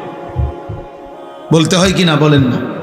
ইহদিনাস সিরাতাল মুস্তাকিম সিরাতাল্লাযীনা আন'আমতা আলাইহিম। রব্বে করিম, আমি আপনার সিরাতে মুস্তাকিম চাই, যে পথে চললে মাওলা আপনাকে মিলে যাবে, যে পথে চললে মাওলা জান্নাত পর্যন্ত পৌঁছে যাবে। জীবন চলার প্রত্যেকটা পদক্ষেপে আমি সেই সিরাতে মুস্তাকিম চাই। সেই সকালে, দুপুরে, বিকালে, সন্ধ্যায়, রাতে, ফজরে, সুন্নতে, নফলে, মুস্তাহাবে, ফরজ, ওয়াজিব, সব বারে বারে বলা। আল্লাহ তাআলা বলেন, আন্না হাদা সিরাতি মুস্তাকিমান ফাত্তাবিউ। আল্লাহ বলেন এই কোরআনই হচ্ছে আমার সিরাতে মুস্তাকিম। আন্না হাদা, নিশ্চয়ই ইহা, সিরাতি মুস্তাকিমান, আমি আল্লাহর সিরাতে মুস্তাকিম। ফাত্তাবিউ, অতএব বান্দা একেই অনুসরণ করো। ওয়ালা তাত্তাবিউস সুবুল, আর কোনো পথ অনুসরণ করো না। ফাতাফাররাকা বিকুম আন সাবিলিহি, তাহলে তোমাকে সত্য পথ সিরাতে মুস্তাকিম থেকে বিচ্ছিন্ন করে দিবে। এজন্য এটা জীবনের বড় পাপ। আমার এটা খুব আফসোস লাগে। স্কুলে পড়ে, কলেজে পড়ে, ইউনিভার্সিটিতে পড়ে, কত কিছু পড়ে। আহা বন্ধু, বাংলা কথা বলতে পারে, ইংরেজি অনেক কথা সুন্দর জানে, কিন্তু মঞ্জিল চেনে না, কোথায় গিয়ে থামবে। মনে করছে এগুলো এতগুলো পড়া পড়তেছি, একটা সময় আইসা কর্মজীবনে শেষ বয়সে সুখ করব, শেষ বয়সে একটা ভালো চাকরি, একটা ভালো ব্যবসা, দুনিয়াবি একটা সমাজে একটা স্ট্যাটাস। কিন্তু দেখা গেছে সব যখন ঘুষায়, কবরে যাওয়ার সময় হয়ে যায়। অথবা অসুস্থতা, রোগ, ডায়াবেটিস সহ বিভিন্ন রোগ আইসা বাসা বাঁধে, আর তখন দুনিয়া আছে কিন্তু ভোগ করতে পারে না। প্রতিদিন সকালবেলা যে কোনো ডায়াবেটিক হসপিটালে কেউ যদি যায় 7টা বাজে, দেখেন কি পরিমাণ বয়স্ক মাঝবয়সী লোক, ভদ্রলোক, শিক্ষিত, উচ্চ শিক্ষিত, সমাজের এলিট পার্সন কিভাবে বসে সিরিয়াল ধরে রয়েছে ডায়াবেটিস পরীক্ষা করতে। তাইলে আমার ভাই, দুনিয়ার এই হায়াত, আমাদের এই বেঁচে থাকার জীবনটাকে 2 ভাগ করা, যে এক ভাগে আমি কিছুদিন পড়বো বা কর্ম করব, আরেক ভাগে আমি সুখ করব, এতটুকু দিয়ে দুনিয়া জীবনটাকে ভাগ করা আর এর দূরের উপরে নিজের পরিকল্পনাকে সাজানো, আল্লাহর কসম এটা আহাম্মক ছাড়া, বেওকুফ ছাড়া আর কিচ্ছু হইতে না। এটা বেওকুফ, ওই মানুষ বেওকুফ, ওই অভিভাবকও বেওকুফ, ওই সন্তানও বেওকুফ, যে অভিভাবক তার সন্তানকে শুধু দুনিয়ার হায়াত পর্যন্ত স্বপ্ন দেখাইছে, আর সন্তান যে শুধু দুনিয়ার হায়াতকে নিয়েই স্বপ্ন দেখতেছে, অথচ এত লম্বা আখেরাত, এত লম্বা কবর, এত অনন্তকালের আখেরাত, এই বিষয়ে তার জানা আছে পর্যাপ্ত না প্রস্তুতি আছে পর্যাপ্ত? এক লাইন কোরআন শরীফ দেখে দেখে মুসলমান কত কিছু পড়লো, শিখলো, কিন্তু আল্লাহর কোরআনের একটা লাইন সাইয়া সাইয়াও শুদ্ধ পড়তে পারে না। হায় হায়, ওই জিন্দেগির উপরে লানত, লানত ওই জীবনের উপরে বেটা, লানত ওই জীবনের উপরে, অভিশাপ ওই জীবনের উপর। মুসলমান এত বড় নিকৃষ্ট হয় কেন? আমার যিনি মালিক, আমার যিনি মনিব, আমি তার কালামই পড়তে পারি না, তা আমার এই জিহ্বারের সার্থকতা কি? আমার চোখের সার্থকতা কি? আল্লাহ আমারে চোখে দিল কেন? আল্লাহ আমারে জবানি দিল কেন? আমারে বানাইলই কেন? ভাত মাছ চাল ডাল, পেশাব পায়খানা, ঘুম, স্ত্রী মিলন, যৌন চাহিদা পূরণ, এ তো জানোয়ারের আখলাক, এ তো জানোয়ারেরও পূরণ হয় মিয়া। জন্তু জানোয়ারও তো খায়, ঘুমায়, পেশাব পায়খানা করে, জন্তু জানোয়ারেরও তো যৌন চাহিদা পূরণ হয়, নয়তো এগুলোর বাচ্চা হয় কেমনে? গরু ছাগলের বাচ্চা হয় কেমনে মিয়া? তো জীবন মানে এটুকুই যদি হয়, তো আমি মুসলমান হিসেবে বিশেষত্ব কি? আমি ইমানদার হিসেবে আলাদা পরিচয় কি? বাদ কত দেখাই, এই কারণে আমি মুসলমান নাকি? আমার একটা বিল্ডিং আছে, এই কারণে আমি মুসলমান, এটাই মুসলমানের বৈশিষ্ট্য? হ্যাঁ বলেন, ছেলেরা বলো বাপ, নিজেকে তো কমপক্ষে চেনো ভাই। আমি লম্বা করতে চাই না, কমপক্ষে দোস্ত আমার, বন্ধু আমার, সাথী আমার, নিজেকে তো চেনো কমপক্ষে। এদ্দুর বোকা কেমনে হয় মানুষ যে আমি একটা ছেলে বলো ভাইয়া, এই যারা নামাজ পড়ো না, এটা তোমার শেষ পর্যন্ত কোথায় নিয়ে যাবে তুমি কও? যারা দিন রাত নারী দেখো, ছবি দেখো, মোবাইল নিয়ে পড়ে থাকো, বন্ধু কোথায় গিয়ে থামবা বলো ইনসাফ করে? একজন সুদখোর বলেন, এই হারামখোর, তোর বেটা প্রয়োজন শেষ হবে কোন দিন? নাফরমান কোন হারামখোর সুদখোরের প্রয়োজন দুনিয়ায় শেষ হয়েছে কোনোদিন? না, কোনোদিন ঘোষণা দিছিনি কোনো হারাম করে যে আজ এত বছর হারাম খাইতে খাইতে আল্লাহর রহমতে এখন আর আমার লাগে না, আমার সব প্রয়োজন পূরণ হয়ে গেছে। তাইলে এই জন্য নিজের উপরে কমপক্ষে আত্মভোলা হয়ে যাওয়া, নিজেকে ভুলে যাওয়া, এর চাইতে বড় লানত, দুর্ভাগ্য আর কিছু হইতে পারে? যে আমি আমাকে ভুলে গেছি, আমি আমারই চিনি না। আর ফাআনসাহুম আনফুসাহুম, কোরআন শরীফ আল্লাহ বলছে, আমার শায়েখ আল্লামা মুফতি মুশতাকুর নবী সাহেব বলছেন যে আল্লাহ তাআলা কোরআনে সবচেয়ে বড় ধমক কি দিছে? ধমক হলো এই কথাটা, ওয়ালা তাকুনু কাল্লাযীনা নাসুল্লাহ ফাআনসাহুম আনফুসাহুম উলাইকা হুমুল ফাসিকুন। আল্লাহ বলে, বান্দা মুমিনকে বলছে, এটা ইমানদারদের। এই আয়াতের আগের আয়াত, ইয়া আইয়ুহাল্লাযীনা আমানু, হে ইমানদার মুমিন, আমি আল্লাহকে এই পরিমাণ ভুলে যেও না। ওয়ালা তাকুনু কাল্লাযীনা নাসুল্লাহ, এমন হয়েও না যে যারা আমি আল্লাহকে লম্বা সময় ভুলে গেছে। আমি কিন্তু একটা শাস্তি দেই, যে আমাকে লম্বা সময় ভুলে যায়, যে আমার নাফরমানিতে ডুবে যায়, আমি তার একটা শাস্তি দেই বান্দা। শাস্তিটা হলো ফাআনসাহুম আনফুসাহুম, আমি তাকে নিজের পরিচয় ভুলাই দিই। সে আর কোনোদিন মনে পড়ে না সে মুসলমান, তার আর কোনোদিন মনে পড়ে না তার মৃত্যু হবে, তার আর কোনোদিন মনেই পড়ে না মৃত্যুর পরে কিছু হবে, তার আর মনেই পড়ে না কবরে কোনো প্রশ্ন হবে, তার আর মনেই পড়ে না হাসরের একটা মাঠ হবে, তার আর মনেই পড়ে না তার আমলনামা দেওয়া হবে, তার আর মনেই পড়ে না তাকে ফুলসিরাত পার হতে হবে। ফাআনসাহুম আখিরাতাহুম, আল্লাহ বলছে আমি তোমাকে তোমার পরিচয় ভুলাই দেব, মানে কি তোমার আখিরাত ভুলাই দেব।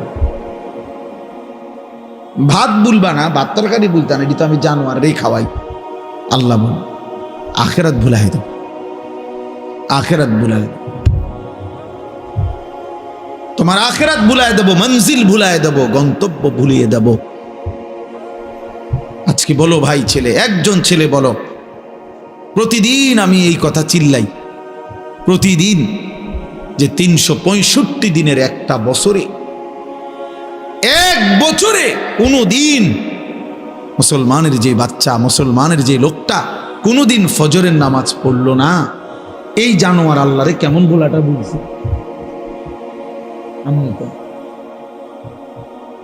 এই জানোয়ার কত বড় জানোয়ার,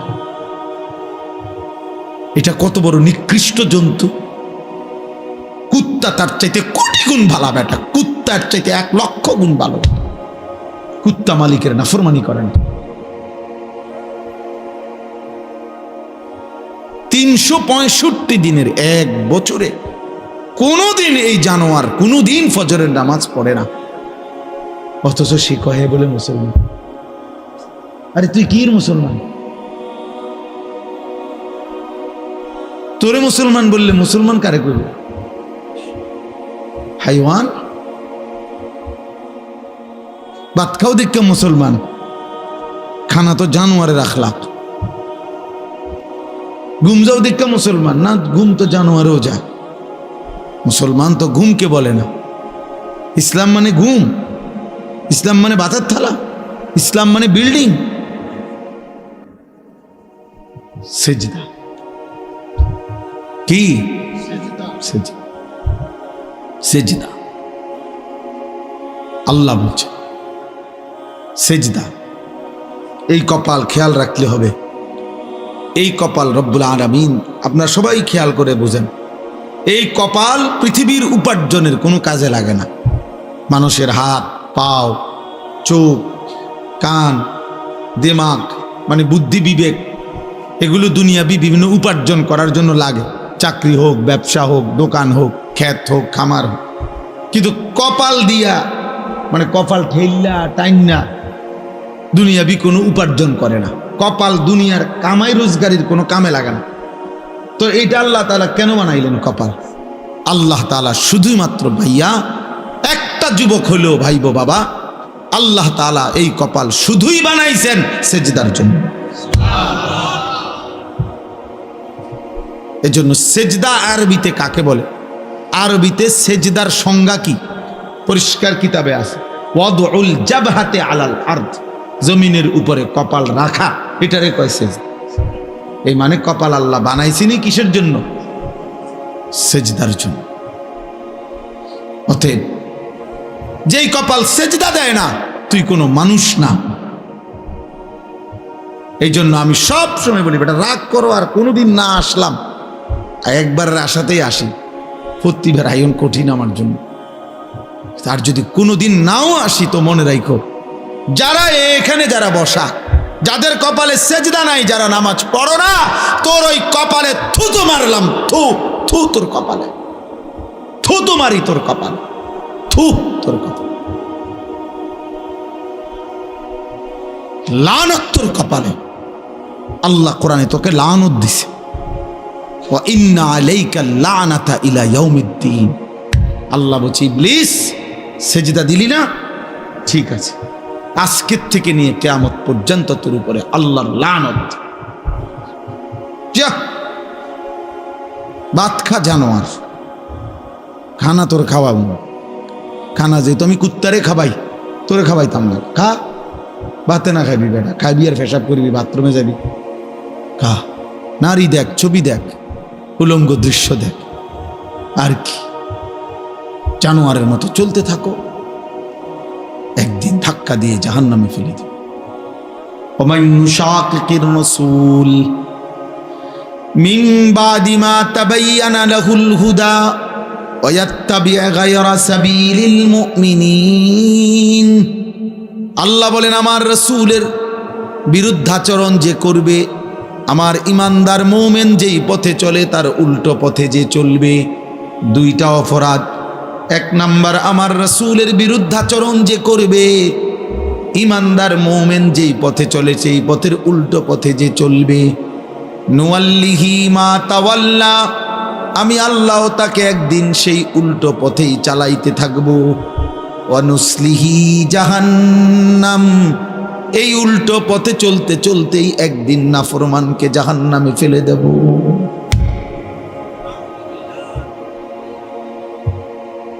হ্যাঁ ভাইয়া, ভাত খাওয়াবে ঠিক, কিন্তু যদি আল্লাহ কোনোদিন, আর আমার কথা রাগ হইও না দোস্ত, যারা নিয়মিত নামাজ পড়েন না, হালাল খান না, সুদ খাইতেছেন, ঘুষ খাইতেছেন, কিস্তি লইতে আছেন, ওজনে কম দিতে আছেন, বেডি নাচে, নাচ দেখে, গান দেখে, বেপর্দা চলে, ঘরে টেলিভিশন চলে, নর্তকী নাচে। আচ্ছা, যদি আল্লাহ তাআলা কোনোদিন না ফিরায়, আর কোনোদিন যদি তৌফিক না দেয়, যুবক মনে করো, আর কোনোদিন তোমার সেজদার তৌফিক দিলই না, আর কোনোদিন মনেই পড়লো না নাম, তো কি হবে অবস্থা? কোনোদিন আর এই গুনাহ থেকে, হারামের উপার্জন থেকে, সুদের টাকা, ঘুষের টাকা, হারাম উপার্জন থেকে আর ফিরবার সুযোগই দিছে না, মনে করো, তো তখন কি হবে? হ্যাঁ, এরপরে গন্তব্যটা কোথায়? এটা বোঝা উচিত, এটা বোঝা উচিত। আমরা ওয়াজ শুধুই ওয়াজ, বক্তা যাচাই করা না, যে এক এক বছর লাইরা সেরা বক্তা দাওয়াত দাও, যখন যার একটু পরিস্থিতি আছে তারে আইনা দাওয়াত দাও, কিছু লোক হইব, কিছু চটপটি বুট বাদাম বেচা হইব, হ্যাঁ, কিছু মানুষ। এর জন্য না বাপ, আমি ব্যক্তিগতভাবে এর পক্ষপাতী না। আমার কথা হইল, একজনই শুনুক আর 10 জনই শুনুক, বলতে হবে আল্লাহর জন্য। এই জন্য ভাই আমার, বাবা আমার, আমরা প্রত্যেকেই ইনশাআল্লাহ আল্লাহর দিকে ফিরে, আল্লাহর দিকে ফিরে আসা, মালিককে সেজদা দেওয়া, এর মধ্যেই আমাদের ইজ্জত, শান্তি, নিরাপত্তা, দুনিয়ারও সৌন্দর্য, আখিরাতেরও সৌন্দর্য। কোনো হারামখোর খুশিতে নাই, কোনো সুদখোর বেঈমান, এই ঘৃণিত, কোনো পাপী মানুষের কাছে সমাদৃত হয় না।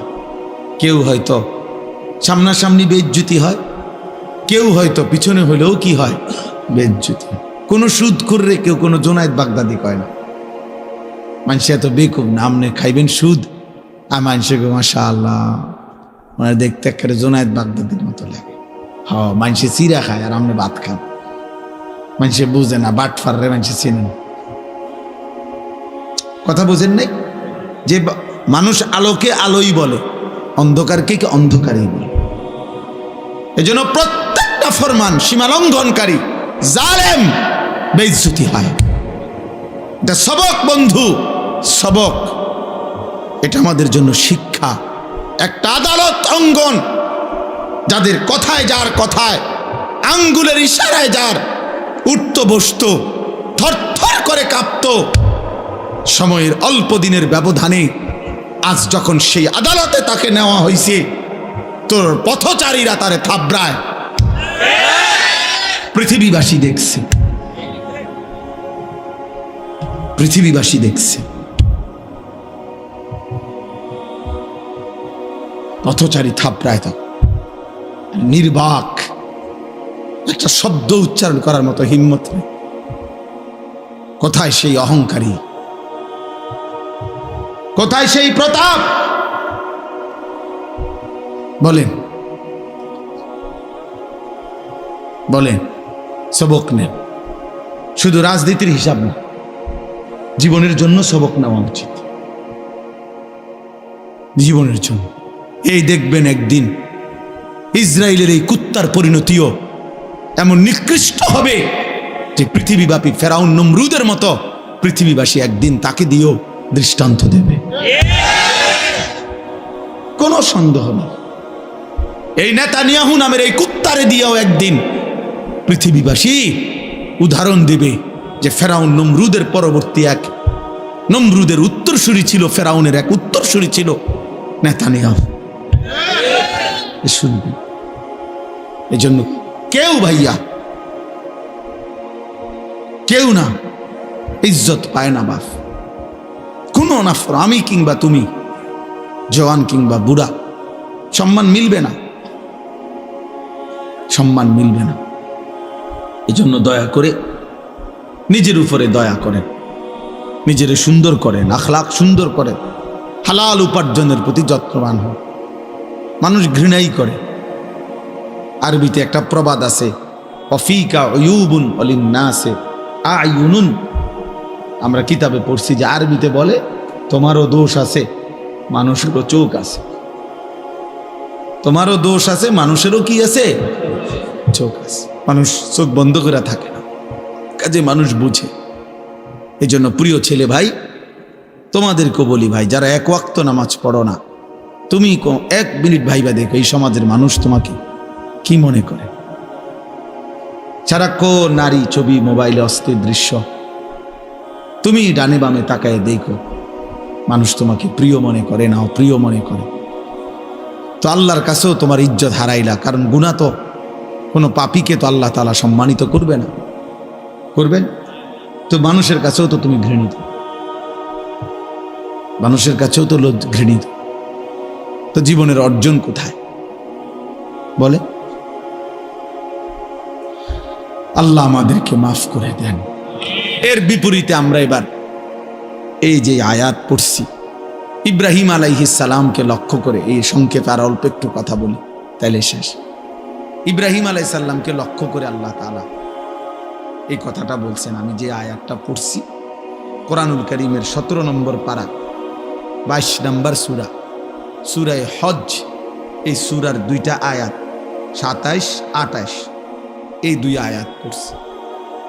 একজন শ্রেষ্ঠতম প্রিয় নবী ছিলেন ইব্রাহিম আলাইহিস সালাম।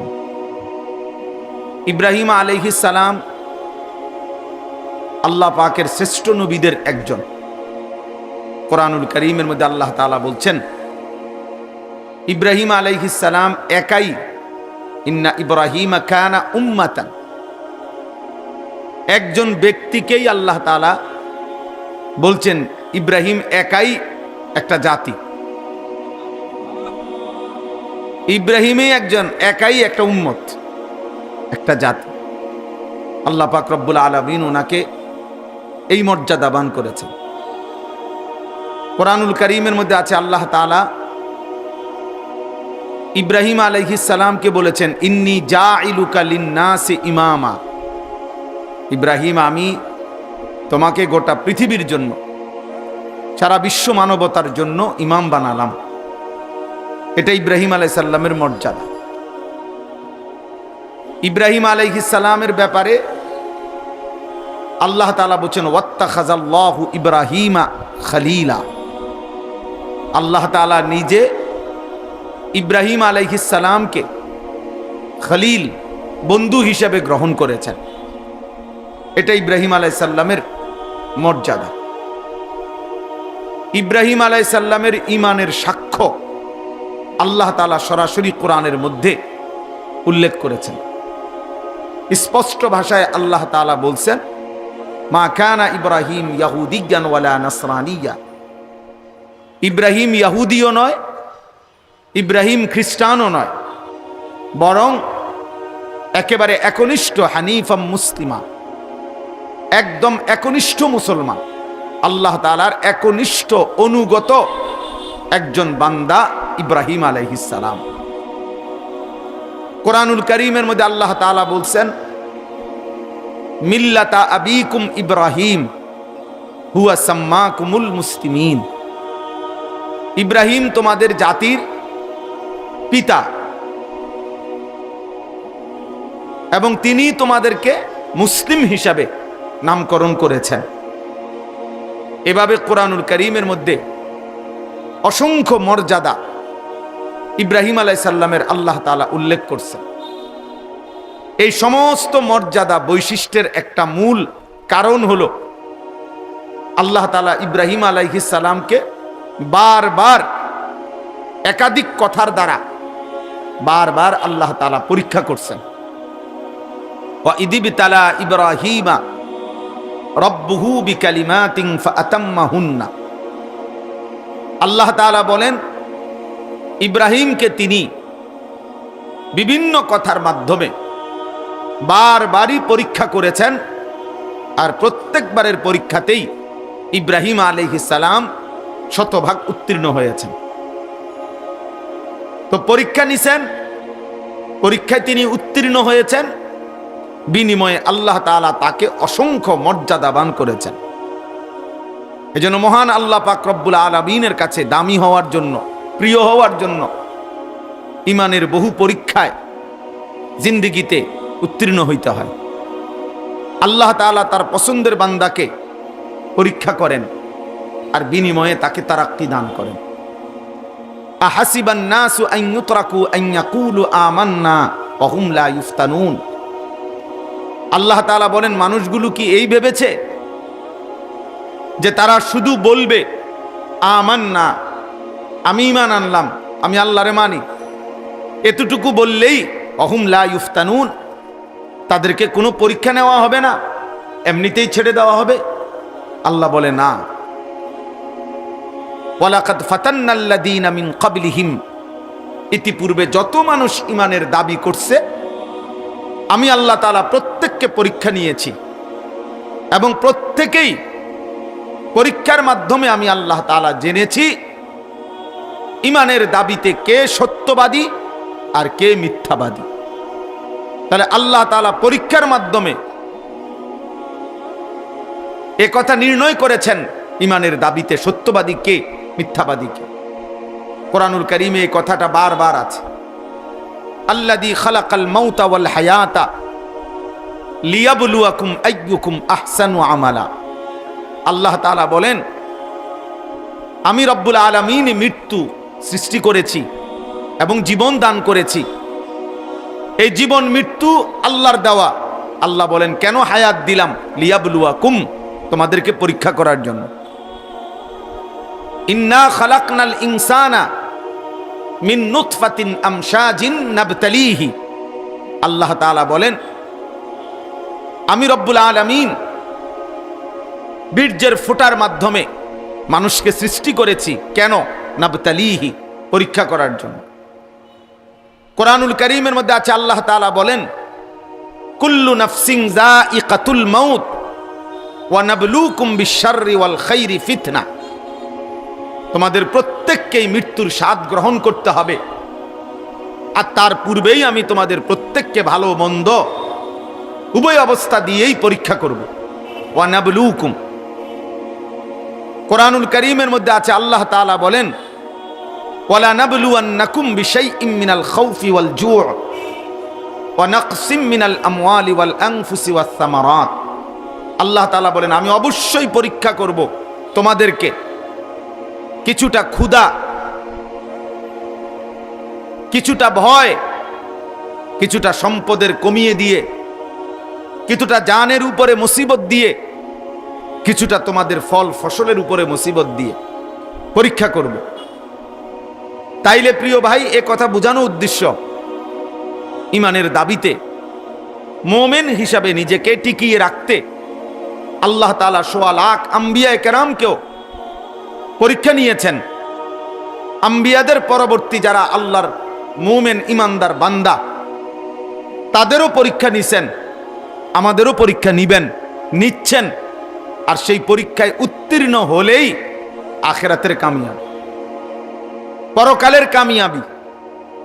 এই জন্য দোস্ত, এটা জরুরি এক বিষয় যে আল্লাহ তাআলা আমাদেরকে পরীক্ষা করছেন যে আমরা ইমানের দাবিতে সত্যবাদী কিনা। আমি জবানে বললাম আমি মুসলমান, আমি জবানে বললাম আমি মুমিন, কিন্তু আমার জিন্দিগি, আমার চল চলন, চেহারা, আচরণ, আমার বাজার, ব্যবসা, আয়, উপার্জন, লেনদেন, এটা সম্পূর্ণ ব্যতিক্রম। তাহলে এটা কোনোভাবেই ইমানের দাবিতে আমি টিকলাম না, আমি হেরে গেলাম। কোরআনুল কারীমের মধ্যে আছে, আল্লাহ তাআলা বলেন, মুনাফিকের অভ্যাস বলতে গিয়ে আল্লাহ বলছে, অমিনান নাসি মান ইয়াকুলু আমান্না বিল্লাহ ওয়া বিল ইয়াউমিল আখির ওয়া মা হুম বিমুমিনিন। বহু লোক আছে এমন যারা জবানে বলে যে আমি আল্লাহকে মানি, আখিরাতকে মানি, অথচ আল্লাহ নিজে বলে ওয়া মা হুম বিমুমিনিন, এরা মুমিন না। সে নিজে বলতেছে আমি আল্লাহরে মানি, সে নিজে বলতেছে আমি আখিরাতকে মানি, কিন্তু আল্লাহ তাআলা বলে সে মুমিন নয়, সে ঈমানদার নয়। তা আল্লাহই যদি আমার ঈমানকে প্রত্যাখ্যান করে, তা আমার ঈমান গ্রহণ করবে কে? আমি মুমিন এই দাবিতে টিকবো কিভাবে? তাইলে কোরআনুল কারীমের মধ্যে আছে, মুনাফিকরা নবী সাল্লাল্লাহু আলাইহি সাল্লামের সামনে আইসা বলে যে আমি সাক্ষ্য দিতেছি আপনি আল্লাহর রাসূল। আল্লাহ তাআলা বলে আমিও সাক্ষ্য দিচ্ছি বন্ধু আপনি আল্লাহর রাসূল, এটা ঠিক, তবে আমি এ কথারও সাক্ষ্য দিচ্ছি যে মুনাফিকরা মিথ্যাবাদী। তাইলে দোস্ত আমার, বন্ধু আমার প্রথম কথা এটা।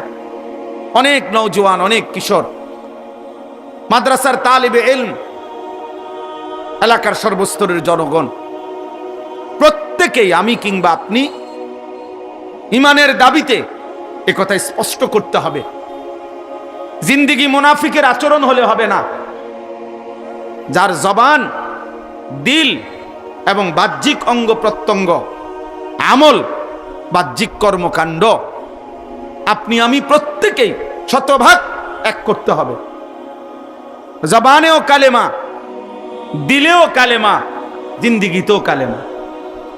অর্থাৎ আমি যেমন লা ইলাহা ইল্লাল্লাহ জবানে বললাম, ঠিক তেমনি ভাবে দিলেও বলবো, ঠিক তেমনি ভাবে আমার পুরা জিন্দিগির সমস্ত কর্মকাণ্ডে আমি আল্লাহ ছাড়া আর কাউকে মানি না, আল্লাহর হুকুম ছাড়া অন্য হুকুম মানি না। এটা কষ্ট করে হলেও, মুশাক্কাত আর মুজাহাদার মাধ্যমে হলেও আমাকে প্রমাণ করতে হবে। আখিরাত কোনো মামুলি না। আমার শায়েখ আরিফ বিল্লাহ হাকিমুন নফস আল্লামা মুফতি মুশতাকুন নবী কাসিমি হুজুর সবসময় বলে যে হে আল্লাহর বান্দা, হাসরের মাঠ মামার বাড়ি, শ্বশুর বাড়ি না। হাসরের মাঠ কোনো সাসার শ্বশুর বাড়ি না, খামখেয়ালি না। হাসরের মাঠ সেই মাঠ, ১৬ লক্ষ আম্বিয়ায়ে কেরাম যেই মাঠের ভয়ে দিবানিশি কাঁদছেন। সমস্ত আউলিয়া, সাহাবা, আল্লাহর যত প্রিয় বান্দারা যেই মাঠের ভয়ে কেঁদেছেন, ওই মাঠের নাম হাসরের মাঠ, ওই মাঠের নাম হাসরের মাঠ। কোরআনুল কারীমের মধ্যে আছে, ইব্রাহিম আলাইহিস সালামের মতো নবী, এত বড় আজিমুশ শান নবী, তিনি পর্যন্ত বলছেন, কোরআনে স্পষ্ট আছে, ইব্রাহিম আলাইহিস সালামের দোয়া, রব্বি লা তুখজিনি ইয়াউমা ইউবআসুন, আয় মাওলা, কবর থেকে যেদিন হাসরের ময়দানে উঠাবেন, সেই হাসরের ময়দানে আপনি আমি ইব্রাহিমকে বেইজ্জতি করেন। রব্বি লা তুখজিনি, আয় আল্লাহ আপনি আমাকে বেইজ্জতি কইরেন না, আমারে অপমান কইরেন না। তাহলে ইব্রাহিমের মতো নবী যদি হাসরের ময়দানকে ভয় পায়, তা আমি কে, আপনি কে? আমি কে, আপনি? আমার কাছে কিতাব আছে আরবি, আদ্দা ওয়াদ দাওয়া, আল জওয়াবুল কাফি। এই কিতাবের মধ্যে আছে হযরত ওমর রাদিয়াল্লাহু তাআলা আনহুর মতো সাহাবী,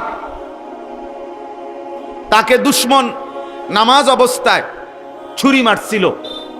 এই অবস্থায় তিনি 3 দিনের মাথায় আহত অবস্থায় শাহাদাত বরণ করছেন। তখন ইন্তেকালের পূর্ব মুহূর্তে, শহীদ হওয়ার পূর্ব মুহূর্তে ওনাকে চৌকির মধ্যে শোয়ানো ছিল। হযরত ওমর রাদিয়াল্লাহু তাআলা আনহু তার ছেলে আব্দুল্লাহ ইবনে ওমর, আব্দুল্লাহকে ডাক দিয়ে বলছে, আব্দুল্লাহ, আমার শরীরটা এই চৌকির থেকে মাটিতে রাখো, আর আমার গালটা মাটির সাথে মিশায়া দাও। আমি গালটা আমার মাটির সাথে ঘষবো আর মাটিতেই পড়ে থাকবো, যেন আমার রব আমার মাটিতে পড়া এই দৃশ্য দেখে আমার যেন দয়া করে মাফ করে দেয়। দা খাদ্দি আলাল আরদ, বলছে আব্দুল্লাহ আমার গালটা মাটিতে রাখো।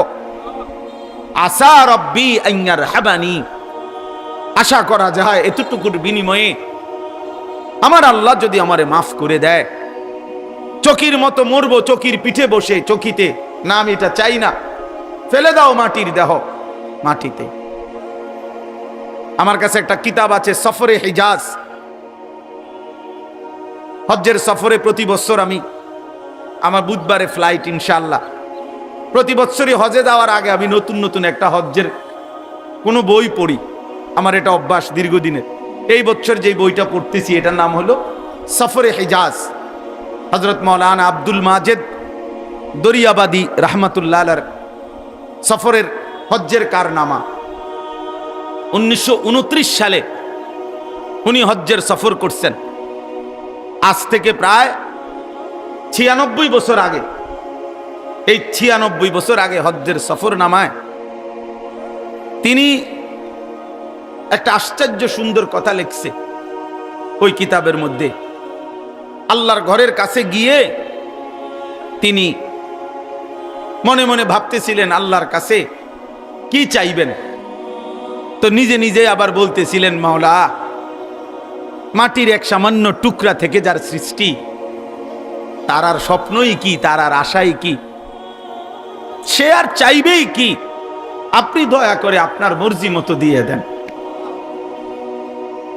অর্থাৎ মাটির এক সামান্য অংশ থেকেই তো আমি সৃষ্টি, তো মাটির এক ঢিলা, মাটির এক সামান্য টুকরা, সে আর চাইবে কি আর। তাইলে নিজেকে এতটা হাকির, এতটা আদনা মনে করতেন আল্লাহর প্রিয় বান্দাগণ, আখিরাতকে এত বেশি ভয় করতেন, আল্লাহ তাআলার কাছে এত বেশি আখিরাত চাইতেন। এই জন্য প্রিয় ভাই, আমি শুরুতে এটা বললাম, এই সারা বাংলাদেশের ওয়াইজ উলামায়ে কেরাম দিবা নিশি আপনাদেরকে আল্লাহর কথা ফেরি করে, আখিরাত ফেরি করে, দিন রাত এই বক্তা বদলান, যে যাকে দাওয়াত দেন, সব মিলাইয়া সব বক্তাই, সব ওয়াইজি আলহামদুলিল্লাহ আখিরাতের ফেরিওয়ালা। আমরা আখিরাত ফেরি করি, ঘুরে ঘুরে দুয়ারে দুয়ারে উম্মতের দাঁড়ে দাঁড়ে আখিরাত ফেরি করি, আখিরাত ফেরি করি আমরা। আমাদের নবী সাল্লাল্লাহু আলাইহি ওয়াসাল্লামের ফিকির ছিল এই। নবীজি সাল্লাল্লাহু আলাইহি ওয়াসাল্লাম বলছেন, ওয়া আনা আখিযুন বিহুজাজিকুম, নবীজি বলছেন আমি উম্মত চেয়েছি, 23টা বছরে আমি চেয়েছি আমার একটা একটা উম্মতকে প্রয়োজনে কোমরে জড়াইয়া ধরে হলেও জাহান্নামের আগুন থেকে বাঁচাইতে। হাত ধরলে ছুঁড়ে ফেলে দিবে, কাঁধে হাত দিলে হাত ফেলে দিবে, এই জন্য চাইছি শেষ পর্যন্ত কোমরে জড়াইয়া ধরে হলেও আমার এক এক উম্মতকে জাহান্নাম থেকে বাঁচাইতে। ফালা আল্লাকা বাখিউন নাফসাকা আলা আসারিহিম ইন লাম ইউমিনু বিহাদাল হাদিস আসাফা। আল্লাহ তাআলা বন্ধু নবীকে বলছে, বন্ধু, আহা, আপনি যেই পরিমাণ অস্থির হয়ে গেলেন প্রতিটা মানুষকে আল্লাহর দিকে ফেরাবার জন্য, কালেমার দিকে ফেরাবার জন্য, জাহান্নাম থেকে বাঁচাবার জন্য, তো খুদ আল্লাহ তাআলার দয়া মায়া লাগছে নবীজির বেচাইনি অস্থিরতা দেখে। তো আল্লাহ তাআলা নিজে বলছেন, বন্ধু, আহা, এই মানুষগুলো ঈমান আনতেছে না, এই কথার কারণে এই পেরেশানি আর অস্থিরতায় আফসোসে আপনি কি আপনার জীবন দিয়ে ফেলবেন? আপনি কি মরে যাবেন নাকি? আপনি থামেন, আপনি বিশ্রাম করেন।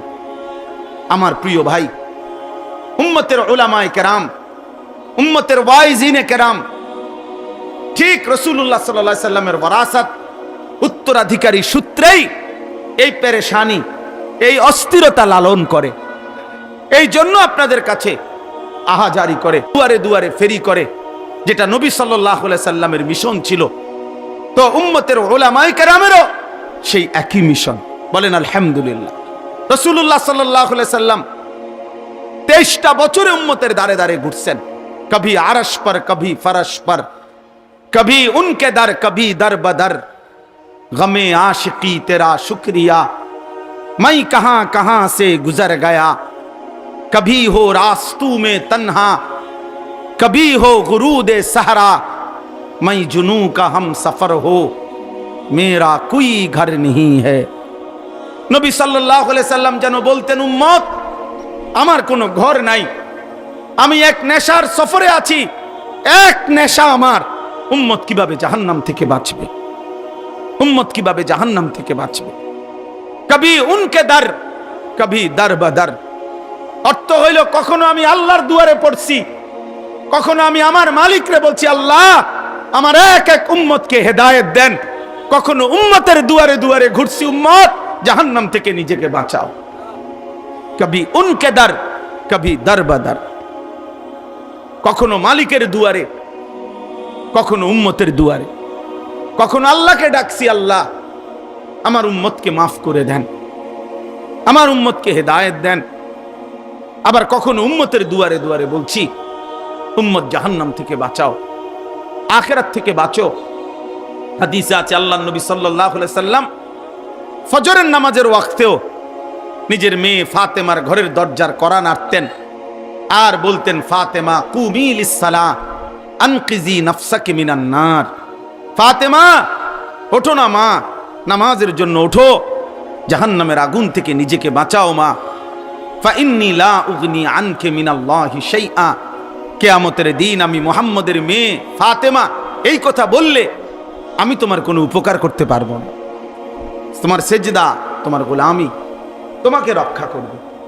এজন্য উম্মতের উলামায়ে কেরাম, উম্মতের দাঈ, উম্মতের ওয়াইজ, উম্মতের বক্তা আপনাদেরকে আখিরাতের সন্ধান দেয়, আপনাদেরকে জাহান্নাম থেকে বাঁচাইতে চায়, আপনাদেরকে কবরের সুন্দর জীবনের সন্ধান দেয়, আপনাদেরকে সুন্দর একটা পরকাল হবে, জান্নাতি একটা জীবন হবে, জাহান্নাম থেকে বাঁচবেন।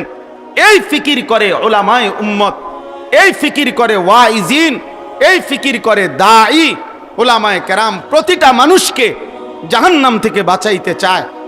এত বড় নিঃস্বার্থ খেদমত যেই উলামায়ে কেরাম করতে চায়, মানুষের অনন্তকালের আখিরাতের চিরস্থায়ী পরকালীন জীবনের বাঁচাবার জন্য যাদের ফিকির, যাদের চোখের পানি, যাদের আহাজারি, যাদের চিৎকার, সেই উলামায়ে কেরাম, সেই ওয়াইজ।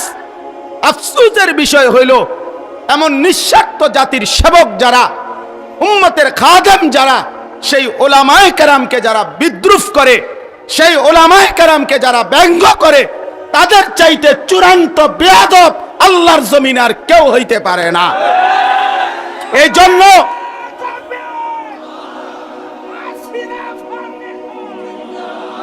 অতএব এটা স্পষ্ট ভাইয়া, এ কথা আমরা ব্রাহ্মণবাড়িয়ার এই জমিন থেকে, ব্রাহ্মণবাড়িয়া আজকের ঐতিহ্য না, ব্রাহ্মণবাড়িয়া ঐতিহ্যের শহর, ব্রাহ্মণবাড়িয়া ঐতিহ্যের জেলা, ব্রাহ্মণবাড়িয়া আন্দোলনের জেলা, ব্রাহ্মণবাড়িয়া হক্কানি উলামাদের জেলা। ব্রাহ্মণবাড়িয়ায় কোনদিন কোন শিরিক কুফর, কোন ভণ্ড বেশরা, কোন কাদিয়ানি মুরতাদ কেউ ব্রাহ্মণবাড়িয়ায় বুক ফুলে দাঁড়াইতে পারে নাই। ব্রাহ্মণবাড়িয়ার বড় হুজুরের রক্ত যেই জমিনে, ইমানদার উলামাদের জমিনে, অতএব আজকে ব্রাহ্মণবাড়িয়ার জমিন থেকে কিশোরগঞ্জের ওই চূড়ান্ত বেয়াদব ফজলুর রহমানকে স্পষ্ট করে বললাম, তোর মতো বেয়াদব গত 100 বছরে বাংলাদেশে জন্মায় নাই।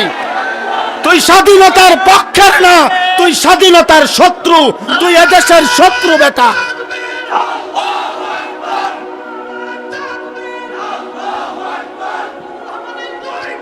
জুতা মারো তালে তালে।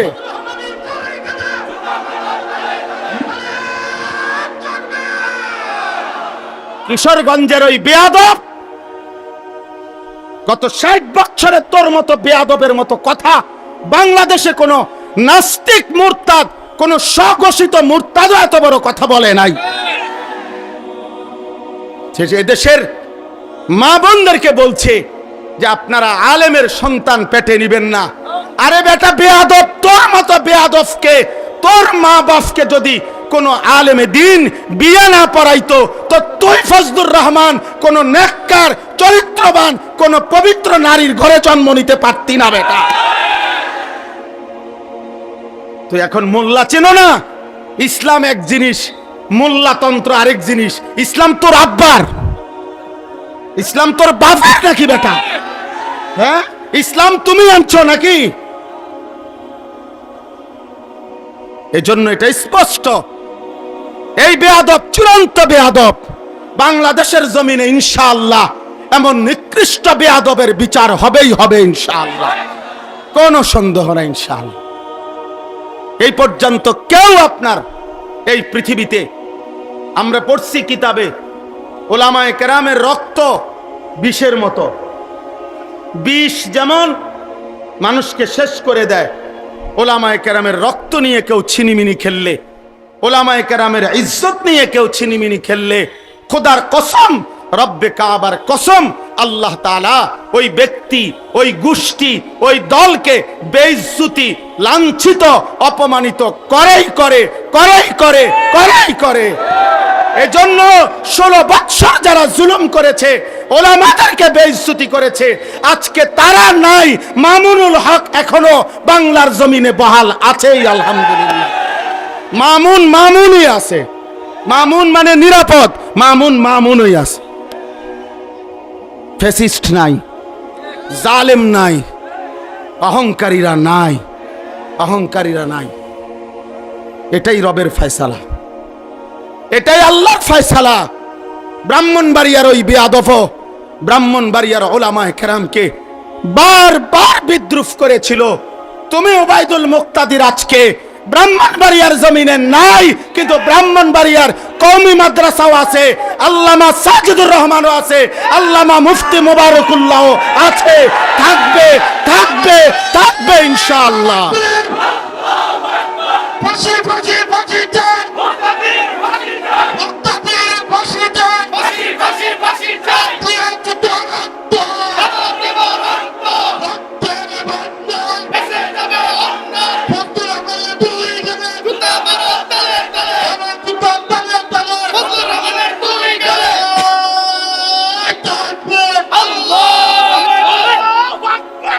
এটা ভুলে গেলে চলবে না ইনশাআল্লাহ। ইনশাআল্লাহ বলেন ইনশাআল্লাহ। হ্যাঁ, মুসলমান 16টি বছর আমাদেরকে জঙ্গিবাদ, এই সমস্ত উগ্রবাদ, এই সমস্ত শব্দ বলে বলে ইসলামের পবিত্র বিধান জিহাদ এই শব্দটা উচ্চারণ করতে দেয় নাই। অথচ আমরা স্পষ্ট বলবো, ইসরাফিলের ফু পর্যন্ত আল্লাহর এই জমিনে জিহাদ ছিল, আছে, থাকবে ইনশাআল্লাহ। এজন্য জিহাদ থাকবে কিনা বলেন? আপোষ না জিহাদ, আপোষ না জিহাদ, আপোষ না জিহাদ। ইসরায়েল না ফিলিস্তিন, ইসরায়েল না ফিলিস্তিন। জিতবে কে? ফিলিস্তিন। বলো ভাই ফিলিস্তিন।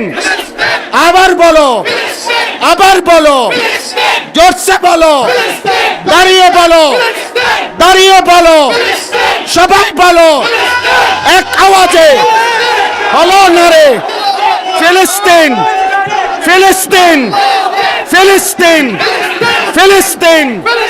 জিতবে কে? হারবে কে? সবাই বলো এক আওয়াজে। মাশাআল্লাহ।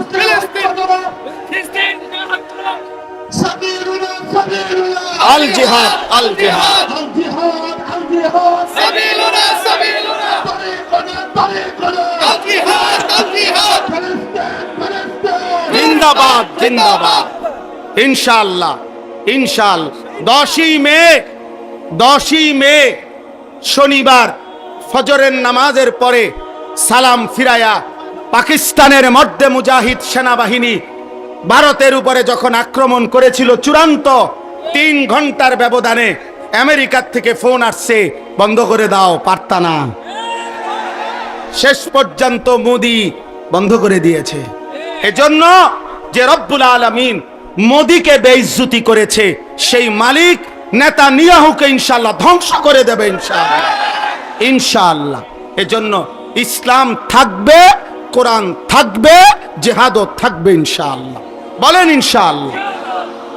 চলেন আমি আমার এই প্রথম কথায় আবার ফিরে আসি। সম্মানিত হাজিরিন, ইব্রাহিম আলাইহিস সালাম, আমি ওনার কথা বলতেছিলাম। ইব্রাহিম আলাইহিস সালাম মহান আল্লাহ পাকের নবী। আল্লাহ তাআলা তাকে অগণিত মর্যাদা দিয়েছেন। তাফসীরের মধ্যে আছে, হযরত আব্দুল্লাহ ইবনে আব্বাস রাদিয়াল্লাহু তাআলা আনহুমা বলছেন, আল্লাহ তাআলা ইব্রাহিম আলাইহিস সালামের মোট 30টা পরীক্ষা নিয়েছেন। কোন মুফাসসিরিনে কেরাম বলছেন আল্লাহ তাআলা ইব্রাহিম আলাইহিস সালামের 70টা পরীক্ষা নিয়েছেন। এই সমস্ত পরীক্ষায় উত্তীর্ণ হয়ে ইব্রাহিম আলাইহিস সালাম চূড়ান্তভাবে গোল্ডেন এ প্লাস পাইছেন, মানে চূড়ান্তভাবে উত্তীর্ণ হয়েছে। এখন সংক্ষেপ একটা কথা হলো, পরীক্ষাগুলো ছিল কি বিষয়ে? এক বিষয়ে। পরীক্ষা ছিল মূলত একটা বিষয়। পরীক্ষার আইটেম ভিন্ন ভিন্ন, কিন্তু বিষয় একটাই। একটা বিষয় কি? মহান আল্লাহ পাক রব্বুল আলামিন ইব্রাহিম আলাইহিস সালামের পরীক্ষা নিয়েছেন যে একটা বিষয় শুধু দেখতে চাইছেন, ছোট্টবেলা থেকে শেষ পর্যন্ত ইব্রাহিমের কলিজায় আল্লাহ তাআলার মহব্বত বেশি নাকি গায়রুল্লাহর মহব্বত বেশি, মানে আল্লাহ ভিন্ন অন্য কিছুর ভালোবাসা 1 মিনিটের জন্য ইব্রাহিমের কলিজায় বেশি আসে কিনা, নাকি আল্লাহর ভালোবাসাই সর্বদা সর্বোচ্চ, এইটা আল্লাহ তাআলা ইব্রাহিম আলাইহিস সালামের মাধ্যমে পরীক্ষা করেছেন। এই জন্য ছোট্টবেলা থেকে একেবারে বাপ মার ঘরে, মূর্তি পূজক মা বাবার ঘর থেকেই তিনি পরীক্ষা দিছেন। বাবা মা মূর্তি পূজা করত, সেখান থেকে তিনি মূর্তির বিরোধিতা করে বাবা মাকে পর্যন্ত ছেড়ে দিয়েছেন। বলেছেন, কোরআনে আছে, ওনার আব্বা বলছে, ইব্রাহিম তুমি যদি মূর্তির বিরোধিতা না ছাড়ো, লা আরজুমান্নাকা, আমি তোমাকে পাথর মেরে মেরে ফেলবো, ওয়াহজুরনি মালিয়া, তেজ্য পুত্র করে দেব। ইব্রাহিম আলাইহিস সালাম বলছেন, আতাজিলুকুম ওমা তাদউনা মিন দুনিল্লাহ, আব্বা আপনাদেরকেও আমি ছেড়ে দিলাম, আপনারা যেই মূর্তির পূজা করেন আল্লাহকে বাদ দিয়ে, এগুলোকেও আমি ছেড়ে দিলাম।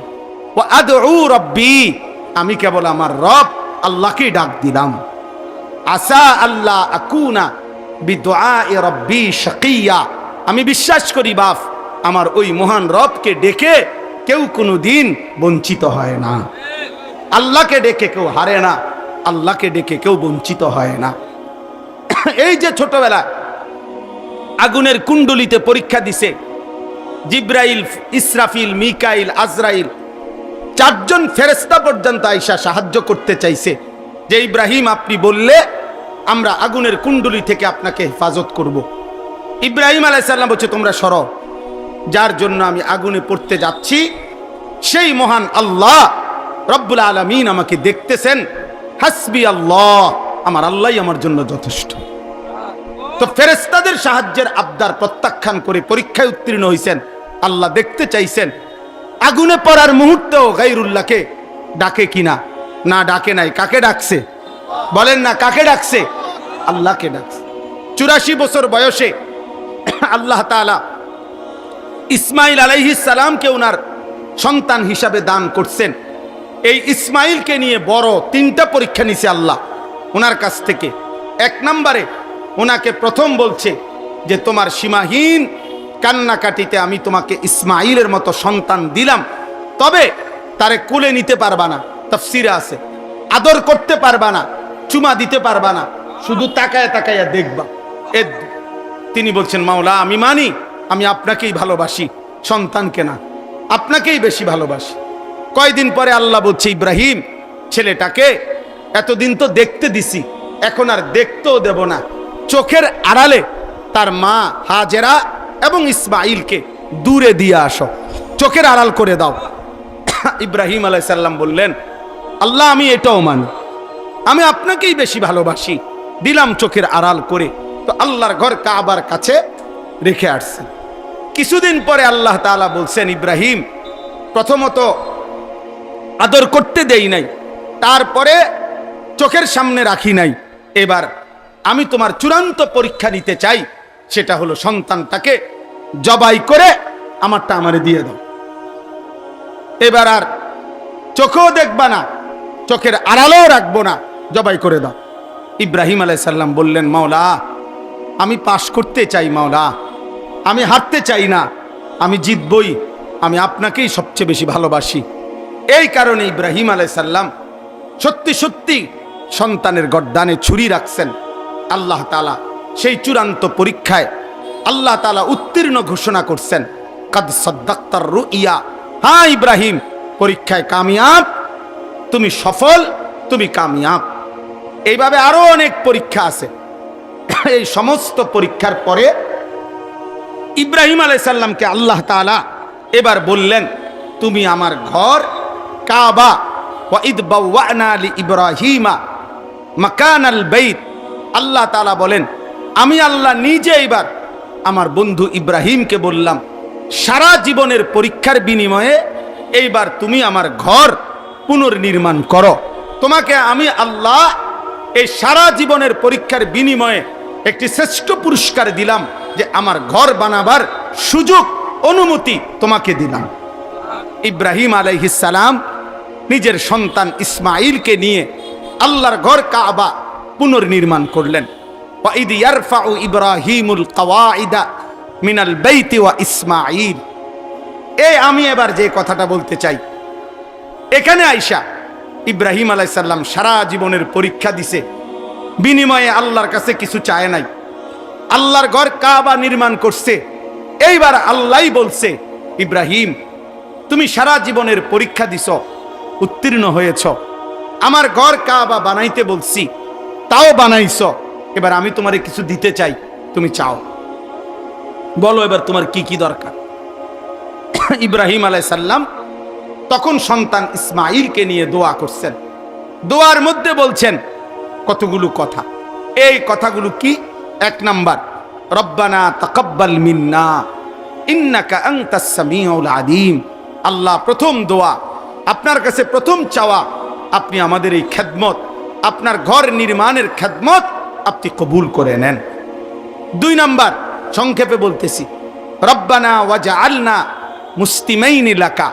আল্লাহ আমি এবং আমার সন্তান ইসমাঈলকে ইসলামের উপরে দৃঢ়তা, ইস্তেকামত, মজবুতি দান করেন।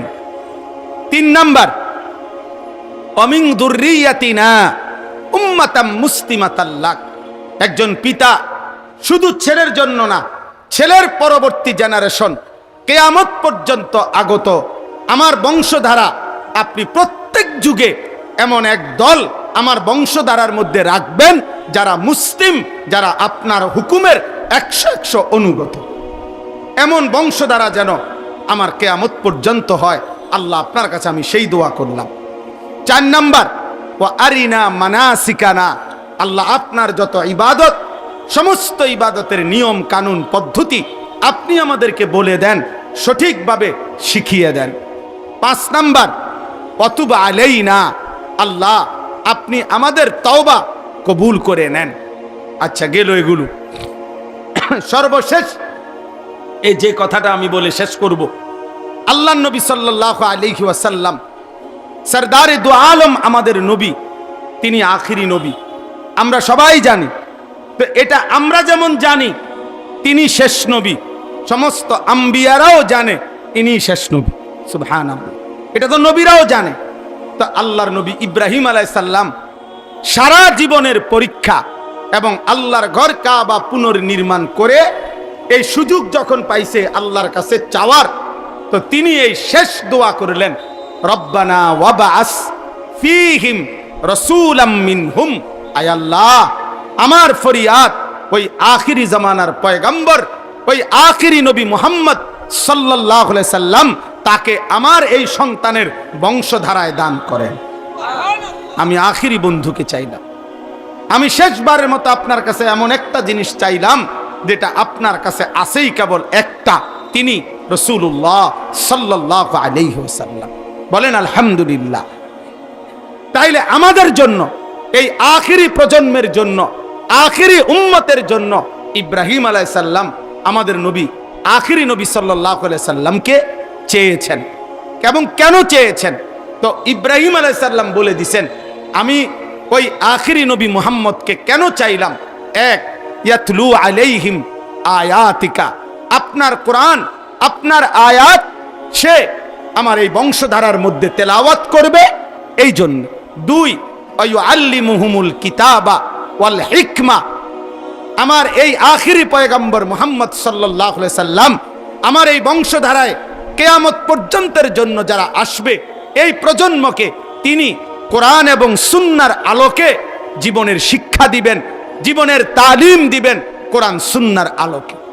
তিন নাম্বার, ওয়ায়ুযাক্কিহিম, প্রত্যেকটা মানুষের অন্তরকে তিনি শতভাগ পবিত্র করে দিবেন অন্যায়, গুনাহ, আল্লাহর অবাধ্যতা, যত মন্দ আখলাক তার থেকে। আমার ভাই ইব্রাহিম আলাইহিস সালাম তখন আল্লাহকে বলছেন, ইন্নাকা আনতাল আজিজুল হাকিম, আয় আল্লাহ, আমি যা চাইছি আপনি তার চাইতে বড় ক্ষমতাবান। আপনার ভান্ডারে, আপনার কাছে আমি বেশি কিছু চাই নাই, আপনি তার চাইতে অনেক বেশি আজিজ, আপনি মহা শক্তিধর, মহা ক্ষমতাবান, মহা প্রজ্ঞাময়। সুবহানাল্লাহ। এখন আসেন, আমার কথা শেষ করতেছি। আমি কেন পড়লাম এই আয়াত? এই পড়লাম হলো আসিরা ফাউন্ডেশন, মানে প্রিয় নবী সাল্লাল্লাহু আলাইহি ওয়াসাল্লামের সিরাত, নবী সাল্লাল্লাহু আলাইহি সাল্লামের জিন্দেগি, নবী সাল্লাল্লাহু আলাইহি ওয়াসাল্লামের হায়াত, পুরা জীবন একজন মানুষের জীবনে যেন বাস্তবায়ন হয়, এই মানসিকতা, এই ফিকির আসিরা ফাউন্ডেশন। বলেন আলহামদুলিল্লাহ। তাইলে ইব্রাহিম আলাইহিস সালাম মুসলমান হিসাবে সমস্ত ইমানদার মুসলমানের জন্য পছন্দ করে দিয়েছেন আমাদের নবী সাল্লাল্লাহু আলাইহি সাল্লাম, আমাদের নবীর তালিম, আমাদের নবীর তিলাওয়াত, আমাদের নবীর তাজকিয়া, মানে নবী সাল্লাল্লাহু আলাইহি সাল্লাম তিলাওয়াত করবেন, নবী সাল্লাল্লাহু আলাইহি সাল্লাম কোরআন সুন্নাহর তালিম দিবেন, নবী সাল্লাল্লাহু আলাইহি সাল্লাম অন্তরকে মন্দ আখলাক থেকে পবিত্র করে দিবেন। এটাই ছিল ইব্রাহিম আলাইহিস সালামের চাওয়া। অতএব প্রিয় ভাই, আমার শেষ কথা এটাই যে একজন মুসলমান হিসাবে স্কুলে পড়ুক, কলেজে পড়ুক, ইউনিভার্সিটিতে পড়ুক, মাদ্রাসায় পড়ুক, শিক্ষিত হোক, অশিক্ষিত হোক, মূর্খ হোক, বকলম হোক, মুসলমান মাত্রই, ইমানদার মাত্রই তার জীবনের আদর্শ, তার চলা, তার ফেরা, তার আচরণ, তার উচ্চারণ, তার বাজার, তার ব্যবসা, তার ঘর, তার সমাজ, তার দেশ, তার জাতি, তার রাষ্ট্র, তার রাজনীতি, সব কিছুতেই আদর্শ একজন একজন একজন একজন, তিনি মুহাম্মদুর রাসূলুল্লাহ সাল্লাল্লাহু আলাইহি ওয়াসাল্লাম। অতএব আপনাদের সবার কাছে এটা আমার বিনীত অনুরোধ, চলেন আমরা সবাই মিলে এই সিদ্ধান্ত নেই, জীবন সাজাবো রাসূলুল্লাহ সাল্লাল্লাহু আলাইহি সাল্লামের সিরা এবং সুন্নাহর ধাঁচে। বলেন ইনশাআল্লাহ, বলেন ইনশাআল্লাহ। আজকে অনেক যুবক ভাই আছো, নওজোয়ান ভাই, তোমাদের কাছে এই ভাই হিসাবে বিনীত অনুরোধ, বেঈমানের মতো চুল রাখো না বন্ধু, রাসূলুল্লাহ সাল্লাল্লাহু আলাইহি সাল্লামের মতো, সাহাবায়ে কেরামের মতো চুল রাখো। আমার প্রিয় ভাই, আমার নওজোয়ান বন্ধু, চেহারা, সুরত, চলা ফেরা রাসূলুল্লাহ সাল্লাল্লাহু আলাইহি সাল্লামের সুন্নাতের রঙে সাজাও, সাহাবায়ে কেরামের রঙে সাজাও। প্রিয় বন্ধু, কোন রেসলিং খেলোয়াড় মুসলমানের যুবকের আদর্শ হইতে পারে না, কোন ফুটবল ক্রিকেটের খেলোয়াড় মুসলমান যুবকের আদর্শ হইতে পারে না। তোমার জন্য রাসূল সাল্লাল্লাহু আলাইহি সাল্লামের আদর্শ আছে, সাহাবায়ে কেরামের আদর্শ আছে, কাজে আমরা তার কাছে যাব কেন? এজন্য দয়া করে প্রত্যেকটা যুবকের কাছে আমার বিনীত অনুরোধ, চলেন আমরা সিদ্ধান্ত নেই, আমরা রাসূলুল্লাহ সাল্লাল্লাহু আলাইহি সাল্লামের রঙে নিজেকে রঙিন করব।